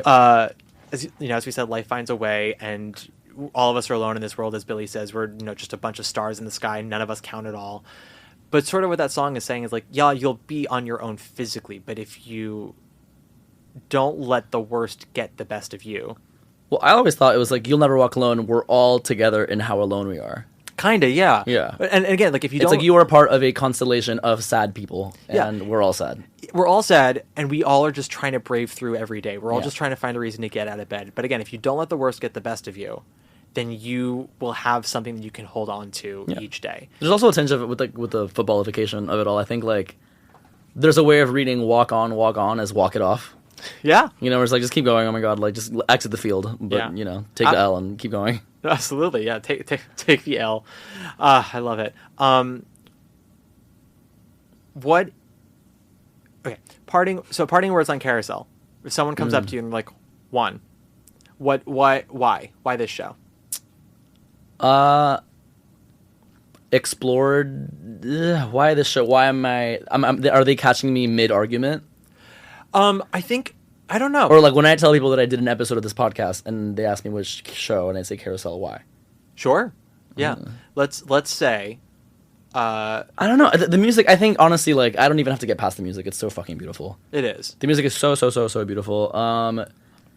It's a reductive word, but it's interesting. Not many musicals, even ones I like, are interesting. You know? Like, God, what show... I mean, even shows that don't carry out their interesting things fully still hint at them, and I think makes them superior. Like, for example, fucking, I don't know, Wicked. Like, there are some complex decisions made in that show. Like, sure, I'll tack onto that. You know, like, what does it mean to throw your friend under the bus and then, like, live with the consequences forever, in a way? What does it mean to take the man who's been with your best friend and be like, no, he's mine now? Right, exactly. We could do what society tells us, and you can still be with Glinda, or we could go off and be happy. Right, exactly. Yeah, similar. Yeah, it's just sort of the Lana Del Rey of musicals for me. It's about feelings that that society doesn't want us exploring, but they're the ones that we need most explored, because if we don't explore them through art, then how else are we going to sort of confront them? How else are we going to have our own sort of Julie moments of like, I'm doing something that's objectively stupid, but it's what I'm doing, and I need some comfort in that choice. No, absolutely. The question is always like, how... None of us have ever been perfect. We all make fucked up choices. And we've also hurt other people. Mm. All of us, every single one of us. Hopefully unintentionally. The people of Carousel are actually people. They're not archetypes. They're not tropes. They're not stand-ins for a message. Right. They are truly complicated, messy, red-blooded human beings. And that is what, for me, keeps the show alive. What makes me frustrated is I do think that the second act works. You have to trust it. And you have to lean into the fact that, as you said, like lean into the lust and also like lean into the trauma and the hurt and the pain. The movie version with Shirley Jones, God bless her, you know, when she's doing that whole, like, it's possible for someone to hit you, like she holds her daughter close to her and they look off into the distance like it's an episode of Lassie. Yeah. And that's the 1950s. That's the aesthetic. But the best Julies don't say it like it's a piece of beautiful poetry. They don't say it like they're saying walk on, walk on. It's their truth, and it's not necessarily something that gives them comfort. Julie is saying, you know, yes, I got hit once, and it didn't hurt because I knew what was happening behind that hit. What hurt was everything that came after, right, where I'm at now. And again, that line is more important for Billy to hear. Hayden has he lets out sort of a no when he hears her say it. And they cut it in 2018. Rudin said in an article, he's like, we're keeping the text exactly as is, and then he cut the line.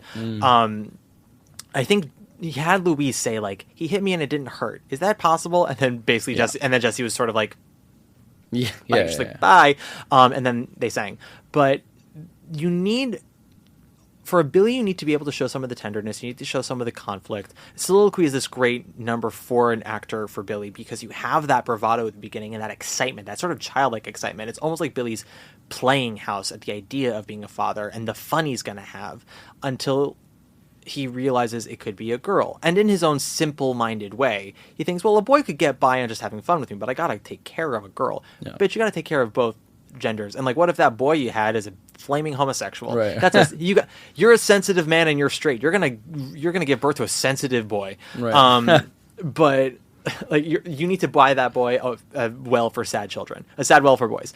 But it makes him realize all of a sudden the importance of the role he's going to have as a father and how he's got to man up. And he doesn't know how, so he goes for the first thing he can think of, which is an opportunity to make some money.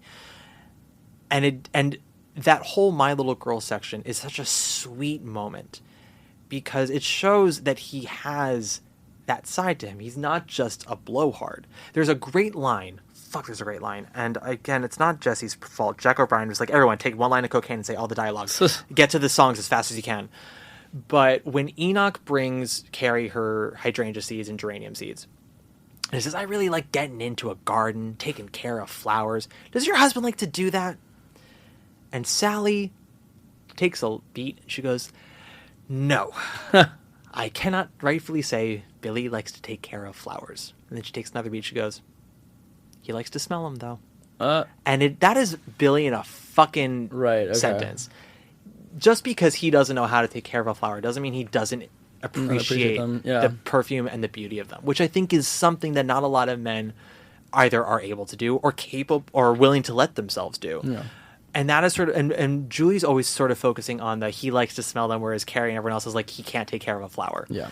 And that is the tragedy of him. That's the beauty of him. And that is sort of where I need a Billy who can bleed. And if you play the bravado, all I see is the wife beater. If you play the person who's broken, I see the man. So that is what I want to say. And when we talk about that line and when people ask why the show is still relevant, I had a friend once ask me, like, I just don't know why we need to do this show ever again. I'm like, because this shit still happens. Right. People, and it's not, first also, let's be also honest here. it's not just women in toxic relationships with men. There are men in toxic relationships with women, men in toxic relationships with men, and women with women. Like, abuse can come in any form. It can be physical abuse. It can be mental abuse. Talk about gaslight. Yeah. I mean, that's the thriller element of it. But, manipulation is another form of abuse. Control is another form. And self-manipulation. Julie sort of, manipulates herself into believing that, like, this has a future, or this can end well, possibly. Yeah, the hopefulness that it could end well, yeah. And because she is a strong, smart woman, I think she partially thinks, like, I can handle this for the both of us. Yeah. And the way that, like, Charlie says in Heartstopper, he's like, oh, I'm going to make sure that Nick's coming out is perfect, like, I can control this. No, you can't, bitch. Life finds a way. And that is the tragedy of the stupidity of Julia, which makes her so fascinating. But it doesn't make it any less compelling. And when if Carousel were saying that Julie was right and Billy is not all that bad, they would have a happy ending. They don't. She gets closure. He gets to not go to hell. But they don't get to be together. The world still kind of proved them right that their relationship was doomed, but she also proves people right from beyond the grave that, like, he is capable of it. Yeah. If we give him a minute and a chance. Some people don't want to hear that. Some people just want people who've done a bad thing or multiple bad things to be punished and forever with no redemption. Yeah. And some people, want no one to ever do bad ever. And I'm like, okay, stay in your apartment and watch Bluey. What's that kids program? That Cocomelon. Watch Cocomelon. Stay in your apartment and watch Cocomelon. Otherwise, I don't know what to tell you. It's people go, well, I go into a theater to escape. I'm like, sure, but if you only see idealized versions of humanity, how do you go out into the world and learn from that or do anything with yourself? You need both. That's what I got to say. One, this was lovely. This was very lovely. So now the question is problematic. Do you think that Carousel is problematic? After we've had this talk, do you think that it is a show that maybe has dated poorly? Or do you think it's a show that maybe could use a second chance? I do not think it has aged poorly. I think, if anything, it has grown to give us opportunities to make it better. Sort of with the same thing that happened with the Oklahoma 2019 revival that sort of excavated it and, like, brought out its, like, sex drives. I think whether it was written to be problematic, whether Julie was meant to sing What's the Use of Wondering with a straight face and tell her daughter that, like, sometimes men hit us and that's it, I think, if anything, the passage of time has given us the vantage point of being able to see, like, okay, let's complicate that. Let's see how can we read that line? What could they have meant? What does that mean now? Will that ever mean? Is it problematic? Yes, but I think art should be problematic in that sense. It's like not in the sense of, like, the second act is bad, the book is whatever. Art should be about problems, like, of the heart, of the soul, of, like, destiny, whatever. Like, that's what I want explored. It's nice to have an escape. It's nice to have a Hello Dolly that's sort of, like, yay the whole time, and I fucking love Hello Dolly. But yeah, it's, I would rather things be problematic. That's what I'm going to be remembering. That's what I'm going to be thinking about. That's what I'm going to be spending 3 hours recording. Yep. I will go see Titanic and Barbie, as well as Kimberly Akimbo and Downstate. I need both. Right. I absolutely need both. I don't think Carousel is problematic. I think Carousel is uncomfortable. It's about problems. It's uncomfortable.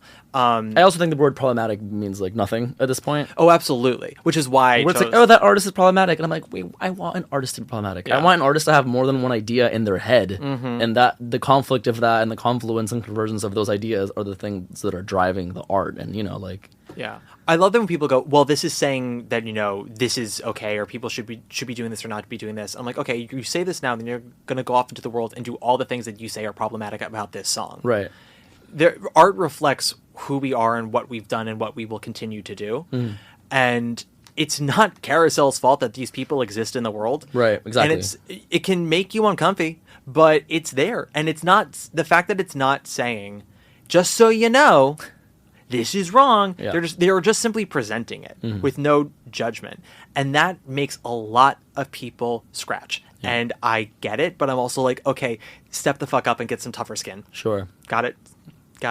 Yeah. It feels very adult in that way. Yeah. It fucks like a grown-up. Yeah. Which is, what did I say that about another show recently? Oh no, I said that about that production. I said the 94 production. Did. Yeah. I said it fucks like a grown-up. And there are so many shows right now that claim to have sex appeal or be sexy, and I'm like, you are a gummy bear in lingerie, and you know it. Do not tell me that this is sex. Sex is weird. Sex is hot. Sex is confusing. Sex is vulnerable and can be funny. And it's sweaty, and it's... When you think about what the fuck it is, you're like, if you stood out of yourself and looked at it, you're like, the fuck? But when you're doing, you're like, no better feeling, want to do it all the time. Yeah. Well, it's very animal, and not to open up yet another can of worms as we were wrapping this up, but it's like there is so much made in Carousel about what time of year it is, and it's spring, and everyone's fucking, the U-sheep, the fish, everything. Like, it's just, we're just another species that's doing its thing. June isn't peeping out all over, it's busting out all over. Your face, your chest, back, feet, whatever you want. It's one of my favorite Roger lines from American Dad. I can't let you come inside. So you can either do it on my feet or back. Dio's choice. No, it's busting out. And I did have a listener say, like, can you please just quickly mention Miss Leslie Uggams with the hoobas and the jeebas and the heezas and the wazzes? There, we said it, we mentioned it. Another moment where Carousel got mentioned in the pop culture vernacular. Carousel as a show is not necessarily brought up a ton in pop culture. Every now and then, there's a movie where, like, it's called City Hall, where there's a mob police meeting during intermission of a production of the show. But mostly it's just the songs that have been put into the vernacular, like the weird If I Loved You for Red, White, and Royal Blue. Good God. I know, good God. There's some pop band that used the theme from the Carousel Waltz in one of their songs. Oh. Yeah, I don't know which one it was, but someone's like... I was thinking on my way here, because I am an avid city biker, just bicycle, enthusiast. And I love listening to the waltz while I'm biking, because it's a very, cyclically, very sort of like going in that. I'm not an avid Carousel attender, though. Do we know how often that is played at a Carousel? Because I would love to have that sort of, how often the waltz is played at a Carousel? Immersive experience for myself where I'm like riding that, listening to it. I don't know. I'm sure it's played. Sure. And it's usually like the main theme. Da da da da da da da da da da. I actually here's my production. St. Anne's Warehouse does it, and it starts at the Carousel outside, and then you like shift inside. Sure, why not? And it's on rocks. Are you kidding? Yeah, let's do it. I would love to do a site-specific carousel, all in a park, and it's just and we do it sort of circular. It's like we start in one location, and we shift over a little bit to the left, and then we're on the carousel, and then we're on the hill, and then we're on the blah, and the blah, and the blah. And then going to heaven is like that thing from gym class where you like lift the sheet and everyone runs under. Yeah, and then Billy gets on the carousel horse, and the carousel turns, and he goes away, and that's it. And then when the carousel horse comes back on, he's gone, and that's and we have come full circle. That was another theme of the design of the 94 one, was circles. The curtain was a giant circle. There was the clock of the factory. There was a giant circle on Bascom's cotton mill gate, the hill, the moon, everything. I don't know. It was I love that design for many reasons. I love it was very impressionistic almost, and very theatrical. So it gave off the impression of like, yes, this is a real situation, but this show is not realistic, which allowed us to buy into the whole like, we're going to go to heaven soon. It's like, yeah, no, look at the set. It almost looks like a miniature golf course. Yeah. Like, yeah, it's fine. Yeah. But also, I just loved the thematic elements of it, and how big it was. It made you feel so small. And I feel like the characters in Carousel all feel small. Right? Yeah. Julie and Billy are aware of how small they are. Yeah. I don't think Carrie and Enoch are aware. Carrie and Enoch are like, we got 20 likes on Instagram for our engagement photo. And Julie's like, yeah, we're going to die one day. Right, that is the whole... theme of those couples in a nutshell. Anyway, yes, let's move on. Juan, this was delightful. Thank you for having me. Thank you for coming on. Sorry to interrupt. No. If you want people to find you, where can they find you? Decreasingly on Twitter, but on Instagram at @Juan. The ITS is very much part of that. Do not go follow whoever number Juan is. No, it's @Juan, or you could read me. I am the chief critic at Theaterly. I'm also in the Times, and whenever I'm not doing theater, imagine. Other places. Just follow me on Instagram. Yeah. It's a fun follow. I highly recommend. If you want to follow me, @Matt Koplik, usual spelling. Nowhere else. Do not do Facebook. That is for family, pretty much, only. What else do I want to say? I don't know what our next episode is going to be. I've been recording so much out of order, and I'm just sort of figuring out the game plans. But just either way, join us next week. If you like the podcast, give us a nice 5-star rating or review. As always, if you like it, I will read the review on the podcast with the Light in the Piazza Overture playing in the background. That is always the music we play every time there's a new review. Juan, we close out every episode with a Broadway Diva. What Broadway Diva would you like to have play us out today? I think that has to do with all of this, Doris. Okay. Okay, does it have to be like a recorded track, or can we pull from YouTube? I can pull from YouTube. I've done that before. The insane and insanely grainy, I believe, London recording of Patty doing As Long As He Needs Me. Miss Lapone? Mm-hmm. Okay. She's just yelling. That's amazing. Oh, she is. Same thing with her final performance of Evita. She's just yelling Rainbow High in 90 seconds. She's like, I've got the meter running, baby. God, I love it. All right. Okay, so it's going to be Patty LaPone doing that. Again, thank you so much for listening, guys. We'll see you next week, and that'll be it for now. Take it away, Patty. Bye.